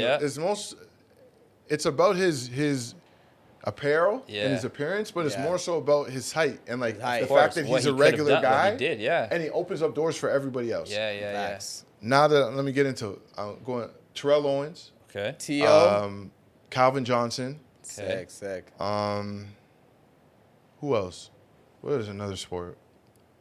One of my favorite, I'll say another favorite athlete just to go, Sidney Crosby. Sick. He's another guy that's like LeBron, where you're it's true, actually. You're right. You know what I mean? That doesn't get the respect and doesn't, not that he doesn't get the respect, it's just the fact that he's not as loud with his success. Yeah. But humble. He's more humble, I feel like. Grounded. We won't use humble. Grounded. We won't grounded, right? Yeah. What about Tiger Woods? Yeah, definitely. For multiple reasons. Again, I think all of those guys are a testament of consistency, right? Yeah. Well, I would say, Lewis Hamilton's another one. Okay, yeah. I got to meet him. That was crazy. Damn, that's cool. I'm like, this is like the most winningest motherfucker in the world, bro. You win everything. Damn. Sick with it. But I would say those guys. I don't. Yeah. So who would you say? Usain Bolt. Usain Bolt. That's it though. Yeah. What would be your favorite athlete from Canada? Isn't Sidney Canadian? Yeah, Sidney Crosby. I guess he would technically be. Yeah, but what's your favorite athlete from Canada? Like, who is your favorite athlete from Canada? Damn, like, I'm trying to think about it. It's hard. It's hard because it's like I feel like a lot of them outside of like Steve Nash would be peers to it. Like they're my peers. Like I grew up around the same age as those guys.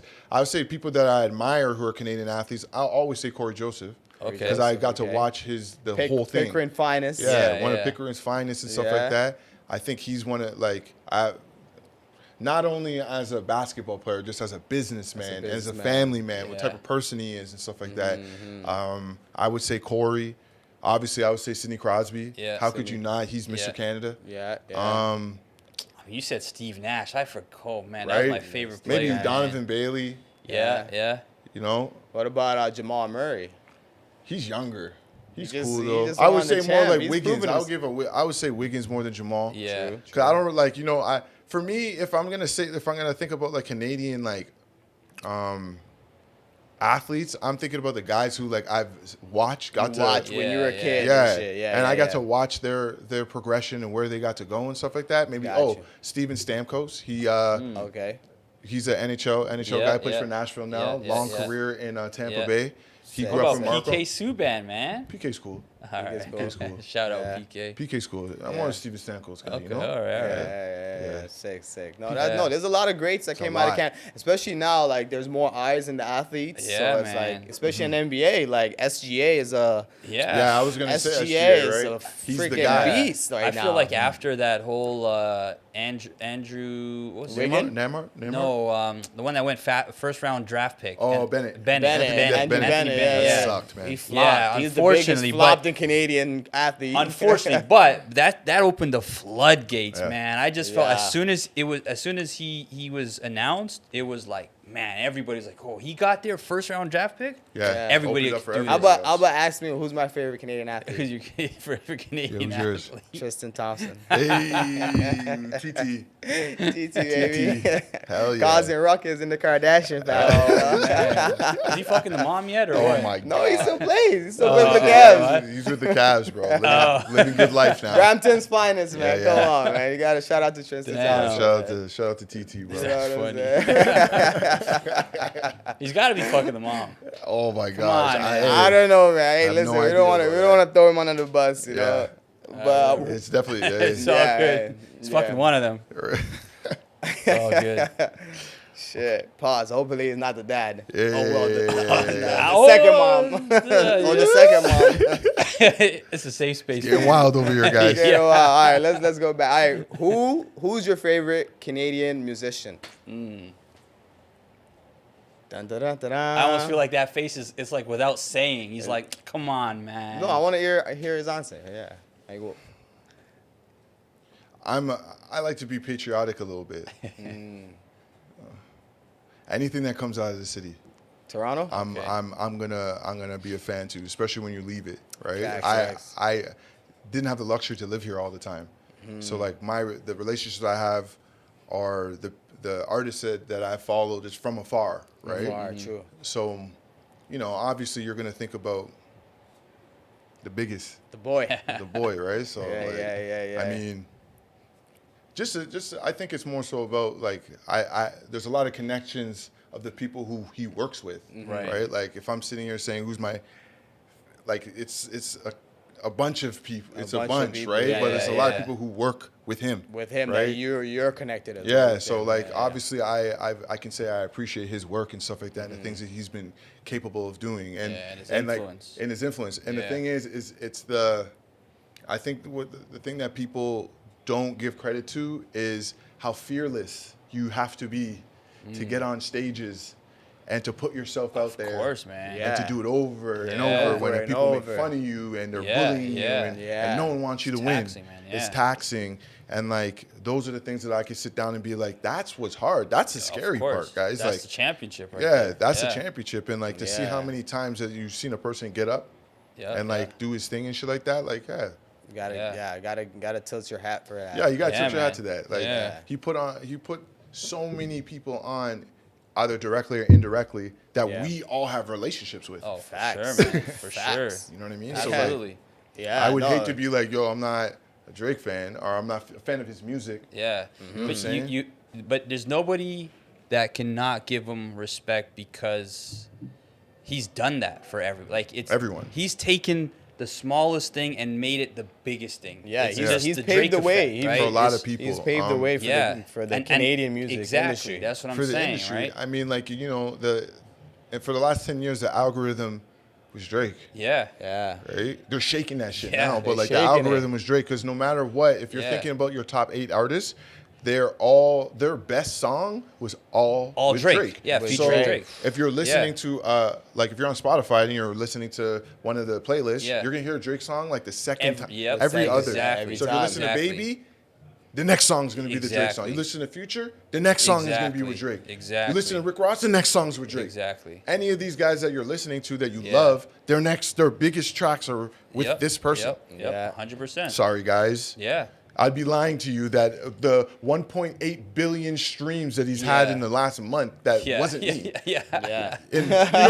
mean? Like, or everyone else. Bro, Like, get out of that's here, my bro. gym Yeah. playlist. Like I have a wicked playlist for the gym, and it's like every other song, Drake, him, Drake. somebody else. It's just like I'm not trying to dick ride the guy, but it is what it is. hard. It It's is like what it is. Yeah, Pause. he's the goal. bro, At the end like of the day, he's- you know what I mean? He's the Safe goal. space, safe space. Yeah, see, Yeah, I mean, yeah, that's the thing. I look at it like So- that, right? Like, shout out Yeah. the boy. Like, I don't know what else to say about that. Yeah, I but would be, if I said anyone else, it'd be like, you're lying. You're Let me lying. look at You're your Spotify capping, bro. playlist. Bro. Yeah. You're capping, I bro. would have said you're capping, bro. Yeah, I'd be like, bro, yeah. Like, Let me see your playlist. Yeah, Right? yeah. Oh, But yeah. shout out to every like Toronto artist. Yeah, Yeah, shout out to shout out to Toronto's everybody. doing good things. Major I feel artists, like yeah. There's a there's lot of bunch major artists out. Yeah. I like the movements. That's the thing. Like those, like you're looking at those guys. You look at the EXO guys and shit like that. It's their Yeah. movement, bro. Yeah. And the fact that they brought the people that they started with Yeah. them.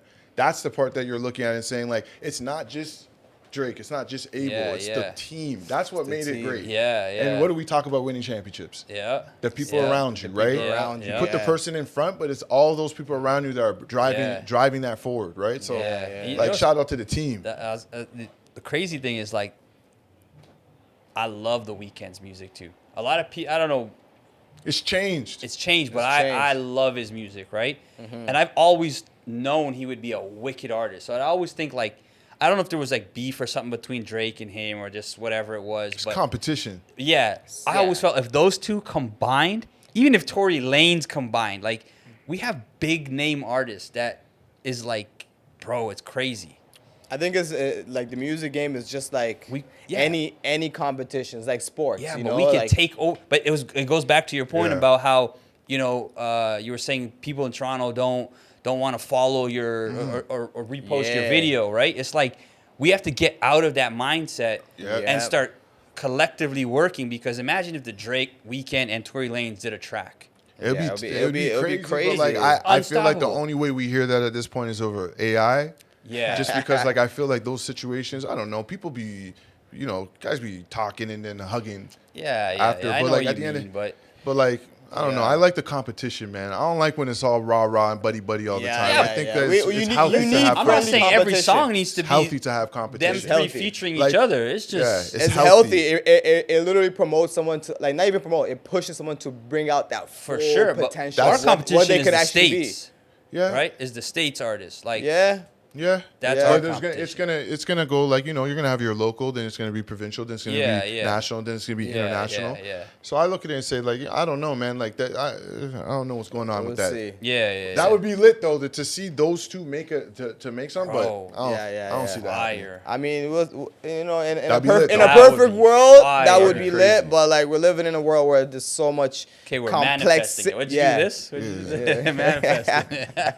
So, who do you think is going to win the Super Bowl this year? I mean, I think that over the course of the last 15 years that we've watched the NFL, there's a guy that we really, really hated that's no longer playing anymore.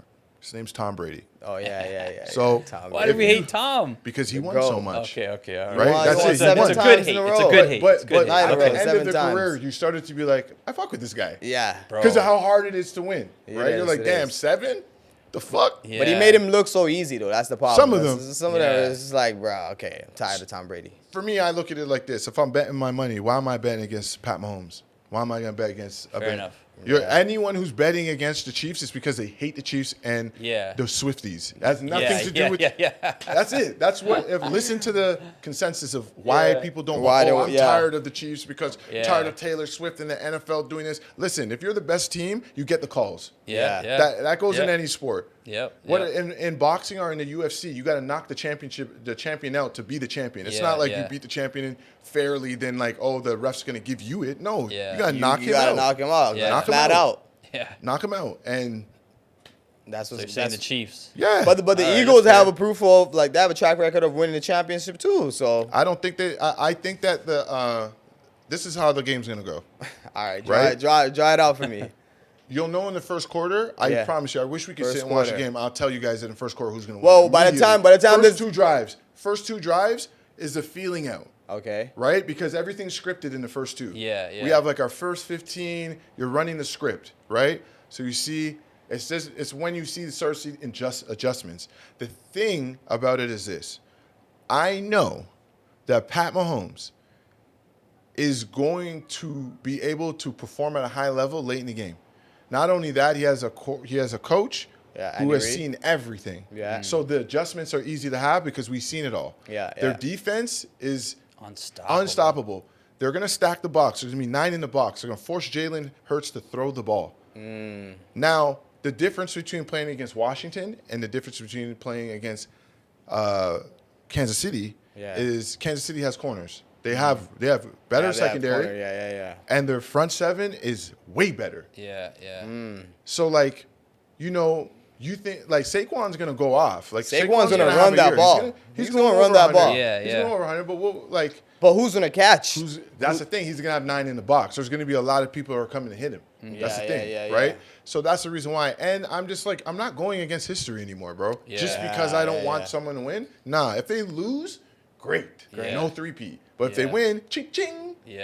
Right? So cash out. What's the point? Like I'm not going. And the Eagles aren't necessarily underdogs to me. Yeah, they're not. So like, because they've been there before a couple times. Yeah, they've been there. They actually lost to them 2 years ago, right? So, but I'm not going against Mahomes. No. And the Swifties. Yeah, you're not wrong. Like, you can't hate him either. Like, it is what it is. He's just why do we hate great quarterback. Yeah, you can't. Yeah. We want to see this happen. Yeah. A black quarterback is about to do a 3-peat. Yeah, no, it's a history. 3-peat in the NFL. This is history. Why don't we want to watch history? Yeah. Oh, you don't want? Oh, because of Swifties, bro. I know usually the rich get richer, right? Yeah. Sorry, guys. It right? is what it is. I think it's 28-24. Okay, I was going to ask what's your score prediction? 28-24. 2024? 28-24. 28-24? Yeah. Okay. And see. we have to let everybody know, because when this comes out, hopefully we can make this come out, because the Super Bowl is this Sunday. Yeah. This Sunday. Right No, after. so by the time we're going to know the score if you predict it right. Yeah, on video. What is it? February 28-24? 6, yeah. So February 6th we filmed this, and he said 28-24. Who's okay, what's your score? What do you think? I couldn't tell you. I'm going to go with his guess. I think Eagles are winning. I think Eagles going to come off with 24-17. Okay, if you're going to, I'm going to go with. If it's that. If it's a game like that, I'm going to be pissed. That's a tight game, though. I know, but I want a little bit more scoring. You want more scores? I'm going to go with maybe Kansas City. Yeah. I'm going to go Kansas City. I think they're going to blow them out by 2 touchdowns. At least. Doesn't matter what the score is, but they're going to be up 2 touchdowns before the game What scares me about 100%. What scares me about the Eagles is this. Yeah. In the football games, if the game starts to get into a back and forth, that's when they show up. Or if you get down a little bit, now you have to throw. You can't run. Mm-hmm. So you kind of take Saquon out of the equation, picture, right? If you guys get down early, now you have to control the game with him. Right? If they don't come out running the ball with Saquon, like just hand off, they're gonna lose. He has to be the reason why they win. They're not gonna let that happen. They're gonna make Jalen Hurts beat them. And that's the part where I'm saying he has the weapons to do it, but but he's fast too on his feet. Yeah. Like, he can run it off. He's not Mahomes, man. He's not like, Mahomes. I got what the you Chiefs, gonna do? man. Who are you gonna pick in 2 minutes left? It's tough, man. It's tough. Who you gonna pick? The 2 quarterbacks. Who you gonna pick? The 2 minutes, obviously Mahomes, because he has a track record of being a champ and pulling off those last. He's got that experience. Yeah. And that's what matters, man. That's the reason why Tom Brady, when they were playing against Atlanta, what were they down? 21? It was like 21-3. I remember. Yeah, I'll never forget that 28 game. to 3. 28-3. I'll never forget that shit. On, Atlanta. I'll never forget about Atlanta for that, because I'm an Atlanta Falcons fan, right? But when that happened, I was like, all right, listen, 28-3. Atlanta. Everyone's like, yeah, he's gonna lose. Came back. Are you still going to not believe, bro? I'm not putting my money against Mahomes. I'd rather lose money betting with them than lose money betting against them and just keep losing just because I don't like somebody. Nah, I like money. Yeah. Hell yeah. Facts. Don't bet with your heart now. So what about this? What's your take on the halftime show Kendrick Lamar performing at the Super Bowl? Like I said, I'm going to have a biased opinion on this one. I think everyone knows. To me, if I'm sitting down and saying this, I hope next year that it's not an urban act. Okay, fair. But why? Mm-hmm. Because, bro, more people watch football than the urban community. That's true, right? So to me, I look at it and say, who is half the show? Usher. That was amazing. It's Usher, bro. Yeah, he's going all over the place. It's a show. So the year before, it was Dr. Dre, 50 Cent, Eminem, and fucking Kendrick. Kendrick performed. Oh yeah, he did. He did. Oh, why does nobody remember that? And that Snoop came out. Yeah, Kendrick performed. Yes, I remember Snoop coming out. 50, Dre. And Kendrick, Mary J. But I don't Kendrick. remember seeing Kendrick. I seen Kendrick, Mary J. Yeah, I don't watch remember it back Kendrick. now. Kendrick performed at the Super Bowl with those guys. No, I think that was the year before that because Rihanna performed. Yeah, so Rihanna the year did one before by that. herself. Yeah. The last time it was in LA. She did it pregnant too. Yeah. Oh fuck. Yeah, she killed it, but she did it pregnant. So for me, it's just like, I don't know, man. Like, I don't know. You think well, there needs to be like there needs to be more diversity with that, man. I don't want to see. But Jay-Z's the one that's like. But you know why he's there. You know why he's there, man. Like, sure. This is like this is the last week of this run. This is it. Yeah. Sunday's it. It's it. That's it. He's This done. is His it. career's over. It's not even. It's like this is. Good Kid, Mad City won no Grammys. Not like us won 5. Mm-hmm. I think we can all sit down and say that's insane. It's rigged. Yeah. You know what I'm saying? Like, Yeah, not to sit here and take away from anything because he's a phenomenal artist. Yeah. But Good Kid, Mad City won no Grammys. That was a classic. And Not Like Us won 5. Yeah. You might as well share those Grammys with Drake. Yeah. Yeah. The reason why you got them is because of him. Drake. Exactly. Yeah, I always say that. I'm like, Exactly. You know what I mean? The Back to standing square ovation one. for him at the Grammys, and after that, he gets his last run Yeah. at the Super Bowl. Yeah. Great. Thank you. Yeah. Let's bring this album out. What's that bar? Kenny just opened his mouth.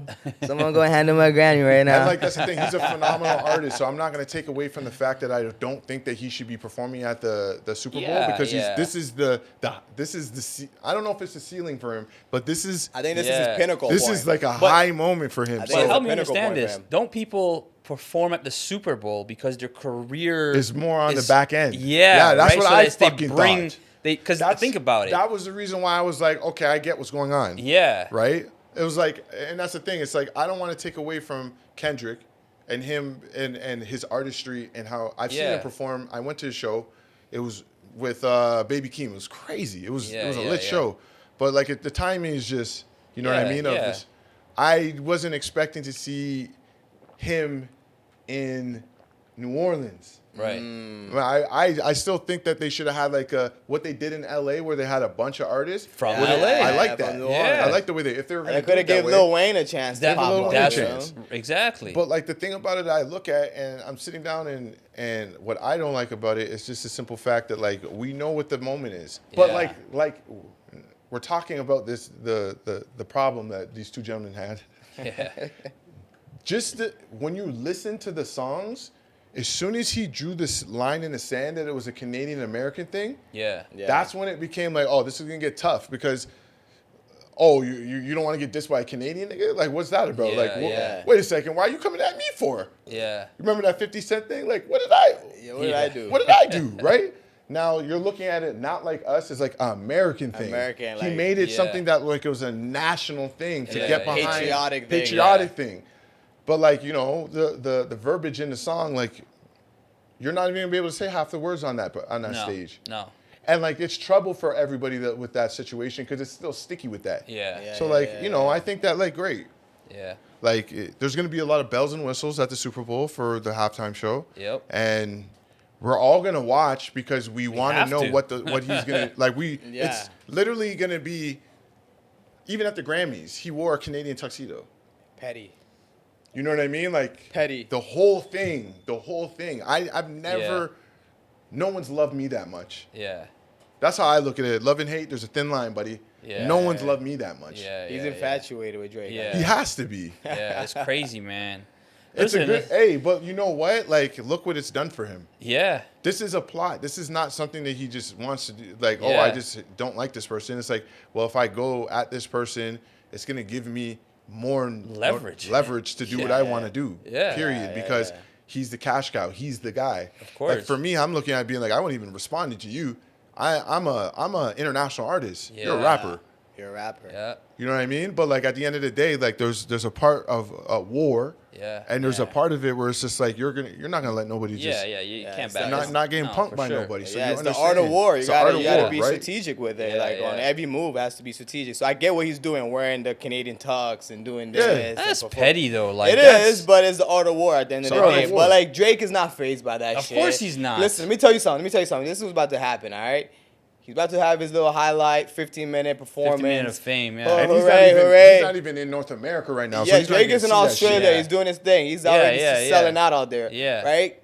Kenny's about to have his little moment. Lil Kenny. Yeah, Lil Kenny about to Yeah. have his little karate moment on stage, whatever. Guess what? Following week, Drake and Party Next Door album drop. Yeah, that's That's true. what I'm saying. Bah! If Yeah, you think that's about true. the internet, it's 3 days, bro. Like It's there's 3 days, bro. 3 days before It's after that's over. over, Yeah, right? yeah, It's done. yeah. Like there's reasons why this album's dropping the week after that. You know what I'm You saying? know what Like, I'm it's saying? time. It's timing, bro. It's timing, This shit is bro. time, bro. We're about Listen. to see a lot though. Like Yeah. like, It's about to be a lot We're unfold. about to see a lot. This is, Yeah. It's about to be a lot of It's about to be a lot. Holy shit. No, also on like a streaming platform, you have to pay attention to certain things now, right? Yeah. Let's see what the numbers do. Yeah, right. for Because sure. we've been hearing about like all these funny all the stuff that's going on and stuff like that, and like there's a lot going into riding into this little time that's happening. yeah. So Yeah, you know, yeah. I think as in a business standpoint, all Kendrick is doing is building way more promotion to the album that's going to drop on the 14th. Think about Yeah. it, because he's gonna that's free promotion for him now. Yeah. That is. Because Yeah. now people are gonna tap in and see like See what what does he this says. album say? Yeah, Like, yeah, what yeah. does Drake got to say? Yeah, what does Drake have to say now? Yeah. It's perfect timing. Yeah. And then after that, you ride it into the summer. It's Yeah, perfect. Yeah. And he probably was not even gonna mention anything. You know what I mean? But people are gonna You know- dissect you every know lyric. damn well. Yeah. Like, You Yeah. know damn this well really that's not means happening. They're gonna hear brother. something like, Oh, "Oh, he I went think to- he meant this." you Yeah, know oh, what yeah, I'm he definitely saying? meant that. Oh, Yeah. that girl You that know- he talked about was actually Yeah. Kendrick's this at a high school, Yeah, like yeah. some bullshit, You bro. know damn well that he's addressing that shit. He's addressing bro. that shit? You know damn well. I don't even need to know I know, that I there's know. no way he's sleeping on that shit. He's His not, first he's show, not. he's coming out with bullet holes. Yeah, and Yeah, freaking yeah. But I think that's Yeah, the thing I about seen that's that. the thing It's about tough. Drake. He's very calculated, Yeah, man. bro. He's You know very damn well what calculated, time man. it is, bro. Yeah, You know what Listen, time man, it is. my You know what favorite time it line is. of the whole beef was when Drake said, "Let me talk to the man of the house," Yeah. Like, or Kendrick, "Let me talk to the man of the house," or some shit. yeah, your Yeah, uncle. And his uncle. Crazy. You know what his uncle is, right? Yeah, that's the Yeah, one yeah, in the yeah. album that he was talking Yeah, about that yeah. that did the sex change. Yeah, yeah, So it's yeah. a girl. Yeah. This guy's. But oh it's, my it, god. it all comes back to what I was saying. It's the art of war. damn. Yeah, man. Like, And one person that's actually really, really crazy and really good at the art of war is 50 Cent. hell yeah. Yup, You 50. know, yeah. and 50 and Drake are like they're cool. They're Hell like they yeah. all they you know they're East Coast musicians. You Yep. know they do business together. Like Bro. 50 came out here. He had Drake. That- They were posted up together. Yeah. So I'm sure 50 is like showed him, yo, you gotta. Yeah. Since you said that, Yeah. bro, when 50 came out here for his tour, the last This past summer. bro, I got to meet him. Yeah, Oh, you met. no Oh way. shit. How was that experience? It's 50 Cent, bro. 50 Cent, yeah. Fuck. The GOAT. And the funniest part about it is that I met him on my own. Like I was like backstage, and like I was sitting down on my phone and I heard a door open. And I like, you know, I'm a big guy, so you can't just be walking everywhere. I look up and he's walking right to me. He's like, "What up, bro?" And I'm trying to be like, Yeah. You try to keep your composure. yeah, right? I have yeah. to keep my composure. Yeah. It's 50, bro. And he was mad cool. Like it was like this Damn. is. If you would have asked me, it's like this is like me and Michael Jordan, bro. Like Yeah. thank God you were cool, Yeah, bro. yeah. Like he was cool, like about his business. Like we were backstage with him, took pictures, went into like the sound booth, That's then went out crazy. with him after. This shit was Movie. Yeah. shit was a movie. Listen, they have a documentary. I am in that shit. I'm gonna be in that shit. If he has a documentary for the victory lap, Yeah. I'm gonna be in that shit. Yeah, I'm telling yeah. you guys, bro. I met 50 Cent. That was an unbelievable Did you experience. meet Tony Ayo? I did, bro. Oh, Man. I did. I met Tony- Yayo. Yayo's a real one. He's taller than I thought. He's tall. Yeah. Man. Tony Yeah, Ayo he's is taller tall. than I thought. Yeah. Interesting. He That was could- crazy. I'm like, damn, that's Yayo, bro. Yeah. I used to be screaming free Yayo. Like, Free you know what I mean? Yayo! Yeah. They were there, and I was like, damn. Like Yes. this is like my childhood, bro. Yeah, And like for yeah. me, my brother, like God rest his soul, like that was 50 That was, yeah. the Bro, guy. Like trust he, me, you know what I man. mean? So like I was like, I remember having my chain on with my bro on there. Just I was like, yo, you gotta experience this shit with me tonight, Yeah, dude. yeah. And I'm about to be. I knew I was gonna meet him too, so I was like, yo. And I met him. I was just like, you Yo, this is the moment. can't tell me shit. I was like, no, just because it's just like you go into rooms and when you meet people like that and they like, you know, you start to realize that like you rub shoulders with the right people. You start to realize that like, you know, you're not far away from them. It's Yeah. work ethic that is the difference. Yeah. It's Yeah. the difference. Like when, you know, talking to his security and they're like, yeah, sometimes we'll lose him, But when we lose him, it's like 4 a.m. He's downstairs in the gym. In the gym working out. Oh, wow. Doing, like, it doesn't stop. Yeah, no. And you get around people like that, and it just motivates. It's like, I'm not doing shit. Yeah. Mm-hmm. I need to do way more. Yep. Yeah, This guy, I know why you're great. Yep. Yeah. Fuck them crazy, shots man. that you got. Like, Yeah. you were destined for this. Yeah. For greatness. Just the way that you operate, how observant he is to everyone. That's why I try to say the greatest, they know everything about everyone. Don't ever think that someone at that level doesn't know what's going on the ground. It's just like a CEO of a business. It starts there, right? Yeah. You get It's to his vision. there, Their it's the vision. Yeah, so know they level. gotta know Yeah. every level of it for you. That's why I they said know like it. Drake. He knows everything. They know everything that's going true, on. man. The man knows They know everything what's in the going city. on. Because Yeah. how do you think you get to that level without having your foot down, tapped into everything that's happening? You can't make it that far without really knowing each dimension level, of dimension, it. yeah, You know what I'm saying? Each tier. There's Each tier. tier of Yeah, it, so- Yeah. So funny. So fun fact, I was watching Get Rich or Die Trying for like the millionth time the other day. And it was filmed. Some of it was filmed Yeah. in Toronto Yes, at the Popeyes at fucking Western Road in It's Lawrence. crazy. No way. Yeah, bro. That's My crazy. boy- my I know boy- it was filmed. Some of them were like region. Yeah, So, some yeah, of it was so- in Regent yeah. Park, Yeah, down some- in yeah. Ontario Center, Yeah, and Ontario then at, Place. and Wasaga too. Yeah, yeah. On the main beach. yeah, But yeah. the part where he's inside the shop where he's eating like his food when he's a kid. Is it That was Western Road filmed in in Lawrence? Western Road in Lawrence. The That's Popeyes right Crazy, there. bro. It's Yeah. funny because my homie Devontae Woe, shout out Devontae, he told me a story about back when that was happening, meeting 50 and getting a jacket from him. Crazy. Right? I'm like, bro, those things, fam, when you get those experiences and they're good experiences, it just, you're like, I think it's grounding. Yeah. Because it makes you understand that, like, if a person like that can treat people, Oh, Yeah. for sure. obviously we see what he does on socials, but like if you get around that and you see the way they treat people, Yeah. you'll know that, like, yo, yeah. settle down. Yeah, You know what I mean? yeah. Like, if a guy like him who has everything can treat all the people around him with respect and like the things around him, why can't you? Why can't Yeah. you? Yeah, yeah. Very Right? true. Why can't you be Very true, grounded man. and just respect people on a human level? Yeah. Yeah. Yeah. No, real shit. No. And I talking about your impact, because 50 has a big impact. Like you're saying, he like impacts people and generations. You know, we all grew up listening to 50. But I feel like one of the main key things that you need to lead by example is to leave an impact that's gonna contribute to the youth and the younger generation, right? And I know you started this program, the Combine, for the Canada High School. The Canadian High School Football Showcase. Yes. I know it's a little bit of Yeah, I know, it's a bit mouthful, sorry. Yeah, it's a mouthful. Yeah. I tell my friends, I'm like, bro, what you guys doing? No, but it's good because it's like once you like, and once you understand it, it's like, all right, it's embedded in your head. But I know it's for the youth. You started this with your partners as a non-for-profit. Can you touch on that and let us know what it entails? So basically, it started just like an event. Like, obviously, the Canadian High School Football Showcase, I sit on the board with maybe 5 other people. Like I told you, Kevin, Odell, Keto Pobla, couple other guys that played football or coached football and stuff like that. And one of the things is, like, a guy like myself, where Odell's from Alabama, and we both had different situations to get to the CFL, right? Where he came from Alabama, I came from, Toronto, Canada. Toronto, Canada, yeah. But like we connected because we didn't see each other as like you're from Alabama and I'm from Toronto. We saw each other as who we were. Yeah. And he would always say, like, yo, like, if you had an opportunity to be in the States, this is where you would have been, right? Like, and he's just like, but if you don't know, you just never know. you just never know. It's until you get around people, right, to like really tell you, like, yo, you're capable. So like for us, it's just giving back to an opportunity for these kids to know that, like, look. And for us, it's not just about going down south. It's about actually just getting them into university, period. Because obviously, if you just think about getting them to America, not everyone's going to be able to do that. Yeah. But if you're thinking about, we're going to place you into some Canadian universities as well, the success rate climbs quickly, Up, right? Just this last week, or maybe a week before, the MVP of our showcase signed to Laurier, to my university. I didn't even know. I didn't even know. Nice. But he was signed, like, that was probably happening while he was about to come to the camp. Sick. So, it gives credibility for us because it's like, yo, we were right about that kid being the best kid because he ended up being the star DB that was going to Laurier. Sick.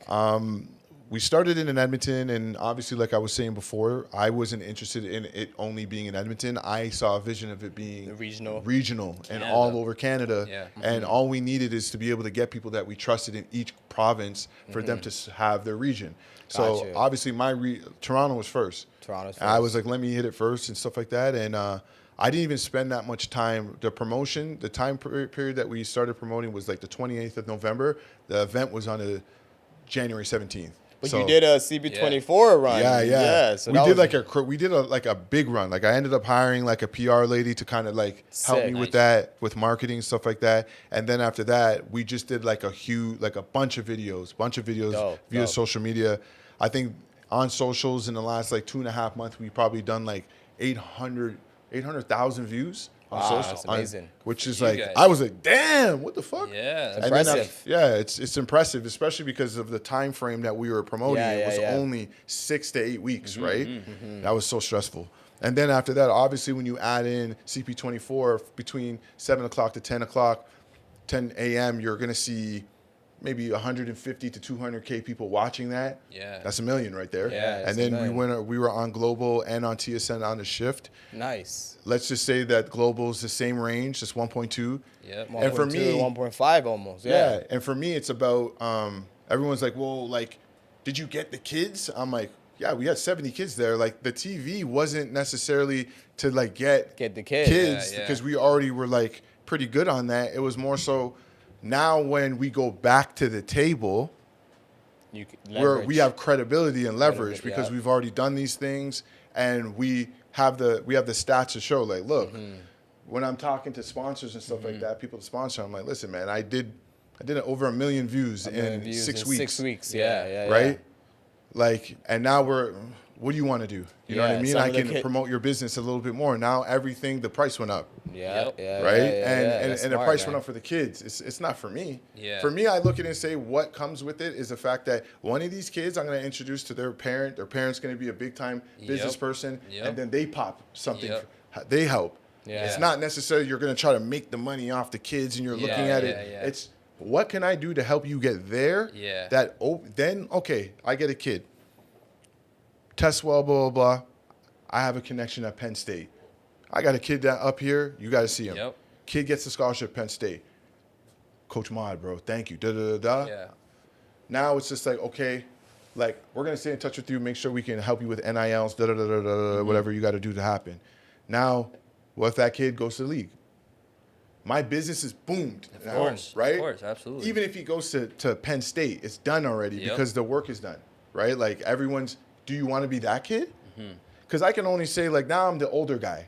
I can tell people about my experience as I have a full experience of, like, going and doing everything. But what about the kids who are doing it right now, right? Yeah. So, like, the showcase is kind of like the umbrella of things where we get to, like, I have my business where I work with pro athletes. I work with collegiate athletes. Out the chamber. Yeah, without the chamber, right? And, like, obviously, even for that starts as a speed and agility company. Now it's turning into, like, a marketing branding. And now it's turning into, like, we're working with pro athletes. We're not just working with you with the training stuff. Now, like, my network is A1. And, like, I can put you in place if I can connect you with the right person if it makes sense, right? Like, I feel like I'm 1 degree, I'm 6 degrees or 1 degree, I'm one person away from any person that you would think that you need to be in contact with. If I have the right things to say, I can get a meeting with Obama. That's how confident I am. I love that. Right? If I want to go, if I have a meeting, if I have the right things to say, I can meet with Rich Paul. 100%. Clutch Sports, 100%. Get it. If I want to meet whoever it is, if I have the right thing to sell, I completely believe that I can put myself in place. And if I can't do it, I know someone who Somebody can. will do it, So, like, that's the sell. These kids don't really understand that, like, for me, I could teach you how to do all this stuff, but you look for people who have it around them. Like, if you look around me, if I told you the pillar of people that I'm like, yo, these guys are standing behind me, you'd be like, you can't fail. You can't fail. Yeah. That's awesome. And, like, that's what these kids should be looking for. Look for people who are going to make sure that, like, when you're about to fall, they're like, no. Yeah. It might not even be money to put in your pocket. I'm just going to show up to your event and wave and do this, and take a video, and that's all you got to do for my shit to boom. Right? Because you always got to think about it. Like, for instance, Boy Wonder, he shout out to Boy Wonder. That's my brother for a long period of time, but he's one of our main sponsors at my regional camp. I remember telling him, like, it's just be there. Yeah, just pop up. Be there and have your name on something is enough. You don't, and like, because it's a trickle effect, because now your whole offering, your whole audience that doesn't know that you follow football, there might be one person who's like, whoa, what's that? They might pop up to the show. Exactly, and then that's the line, right? It's just having that relationship that is that connects the doors, and for people to understand, this is big business, bro. We're not surrounding ourselves with no little ass business and stuff like that. The guys that are coming and helping me complete this stuff, they are attached to big business. Another guy, Corey Joseph. Shout out to Corey. He's another one who sponsored my event as well. And I didn't want a lot of sponsors. I wanted them. Yeah. Because I wanted them to stand on their own, because I knew what was going to happen if I said at the beginning that they were sponsoring, that everybody else would want to be around that sponsorship, because why wouldn't you? Yeah, this is one of the biggest producers in the world and one of the best basketball players to ever come out of this country. Why would you not want your business beside theirs? Beside theirs, yeah. Right? No, I'm not even going to let you do that, because if you were going to do that, you should do it first. Right. I'm going to let them do it and let them only do it. So now the next time, the price is not the one that I just showed you. It's doubled. Price, not it's yesterday. It's for the kids, price. everybody. Yeah. It's for the kids. It's for the kids, though. It's for the kids, right? It's not for me. And then obviously, like with my business out the chamber, like for me, it was. I understand the pillars of sports. I understand its training, management, and nutrition, diet, like some stuff like that. Rich diet. Yeah, Rich exactly. diet. You know what I'm saying? So it's like a situation where I'm like, you know what? I need to get on the ground level first. Yeah. I love being in the gym. I just like it. I like being in the trenches. We need to go pop up to his gym and train one day. Yeah, where's it at? 100%. It's up in Vaughan, actually. Yeah, it's up in Vaughan. What is it? Far from here. Steeles and Dufferin. Steeles and that's not too Dufferin. far from here. 113 Viceroy Road. Okay. Yeah. South side facing Steeles. There's like two intersections from York University. Hell yeah, we'll come check it out. Hell yeah. There's even a recovery room there, so you can go into the cold tub. You have a cold plunge too? Yeah, we have a plunge. Cryotherapy. Cryotherapy, all of that, man. It's the big house. Is there Big weights house and stuff athletics. too? Like it's actual. Bro. Everything. We have an ice rink. Bring your skates, bro. Perfect. I got them. Yeah, ice rink, friggin' full gym, meeting space. Sweet. Recovery. It's actually called the recovery room. Recovery room has a sauna, cold plunge, cryo chamber, Normatex, anything you need. Damn, this that's is what I luxury. want. The chamber is what I want to try. This is luxury. Yeah. I'm trying to show these kids. Professional rehab. man. Professional Training. rehab. Bro, wait till all of it. Wait till I get a we little gotta extra pop change. up I'm a gonna little. buy Yeah, one of bro. those machines for my house. Don't even get the cryo. Why? Don't get the cryo, bro. Why? Get like a plunge. Cryo's like I'll get the plunge. Thing about the cryo is you have to have someone there with you. I'll give you a reason why. There was a lady. There used to be banned. Yeah. The cryo chambers used to be banned here because a lady usually got stuck. You heard about that story, right? But she died, right? Usually the cryos after a minute and a half are supposed to unlock. Yes. Unlock and you open it. So I don't know what she was doing, but she was under and she let I think it's carbon dioxide, something like that, go into her nose, and she knocked out, and it just stayed on, and she froze to death. Wow. And she was a block when they came and found her. So they were like, yo, you can't do this without someone else being there. Yeah. So I wouldn't do it. What's your take on the hyperbaric chamber then? I had one when I was rehabbing my knee. Oh, yeah? It was cool. Yeah. I think I that want to get one of those too, I honestly believe that it's lots of things are more mental than physical. I think it works. I think you have to do it a lot. Yes, right? consistently. Yeah, you have to do it consistently. Yeah. And like after 2 weeks, you see, it takes like 21 days to break or make a habit, right? So I think that my boy used to have a company, and he used to bring the chamber. I like when I hurt my knee. Yeah. I had the chamber. Shout Shout out to the Shane. bag one, right? The big bag. Oh, the big bag. zip Yeah, one. it zips you up. Yeah, the zip one. Yeah. I used to have it in Crazy. my basement, and like after every training session, just zip and be in there for an hour, reading a book on my iPad. Yeah, man. Yeah, some futuristic stuff. Yeah, it's cool shit, man. It apparently helps a lot of helps rejuvenate your muscles faster. Everything it's crazy. It promotes the red blood cells, right? That's right. Yeah, exactly. It's like being altitude level where you're restricted from it, so it makes you promoted or something like that. I don't know. Who knows, guys? Hey, man, like, listen, man, you got a lot of wisdom, a lot of game. Man. You know, you obviously are very professional in your line of work. We love it. You know, for the people that are interested, where can they find you? Where can they come tap in and the programs might share with the people? So for all the students out there in the Greater Toronto area, obviously Big House Athletics. I'm having I have programs at Big House Athletics that are from high school to college to pro level. We have at least a couple pro guys that are working out there at high school. The group is starting to build itself up. That's one place that you could find me, obviously, up there.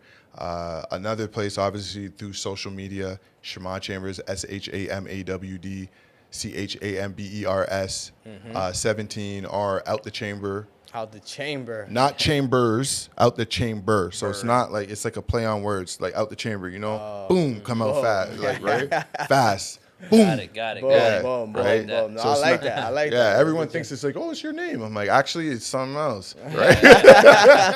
All right, so you can follow me there. Are the Canadian High School Football Showcase. Those are the three things that I'm really pushing right now, making sure that those things are taking off in the right direction and where they need to go. And outside of that, you will not find me anywhere else. I'll tell you that. You won't find me anywhere else. I love that. I'm definitely going to put all the links, all your handles on the description. Make sure you follow, you should subscribe, you share, you like, comment. If you want to be in the next showcase, hit them up. You know what I'm saying? Or hit us up and we will direct you to Shamawd. Brother, we really appreciate you. Yeah. Hell yeah. And here's the thing, guys. Yeah. I'm just going to call it right now. I'm coming back for episode 117. 117? 117. Why specifically that's that my number? numbers. Those are my numbers. Okay, cool. But it's also because I wasn't going to say 100 because that's not fair. You got to have something special for 100, right? So let me come and it's just 117. But you're special too, man. Bro, I know, but you guys got for 100, you need to get I appreciate you need to get a crazy and do it big, bro. Do it live or we something. We got to bring everybody back for 100.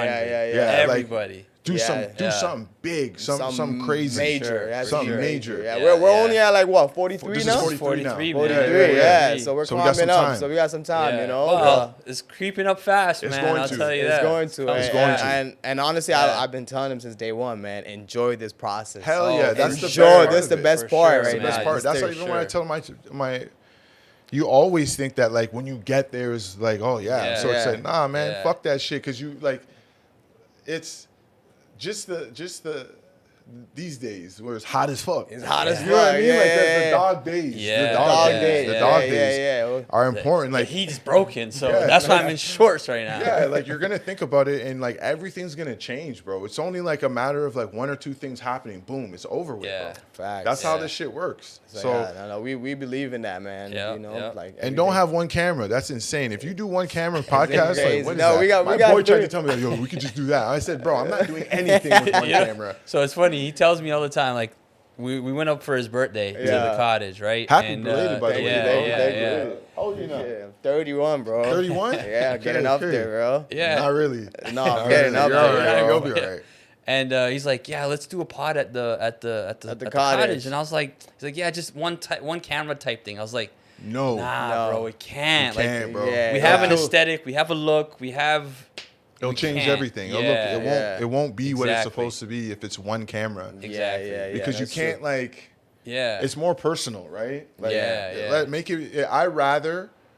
It's better to make it professional at the start and spend it where it's supposed to than do it later. Because you might lose the people at the beginning if it doesn't look the way that it's supposed to look. Absolutely. So if you do it now and stuff like that, people are like, yo, your shit's legit, blah, blah, blah. You guys are really doing your thing.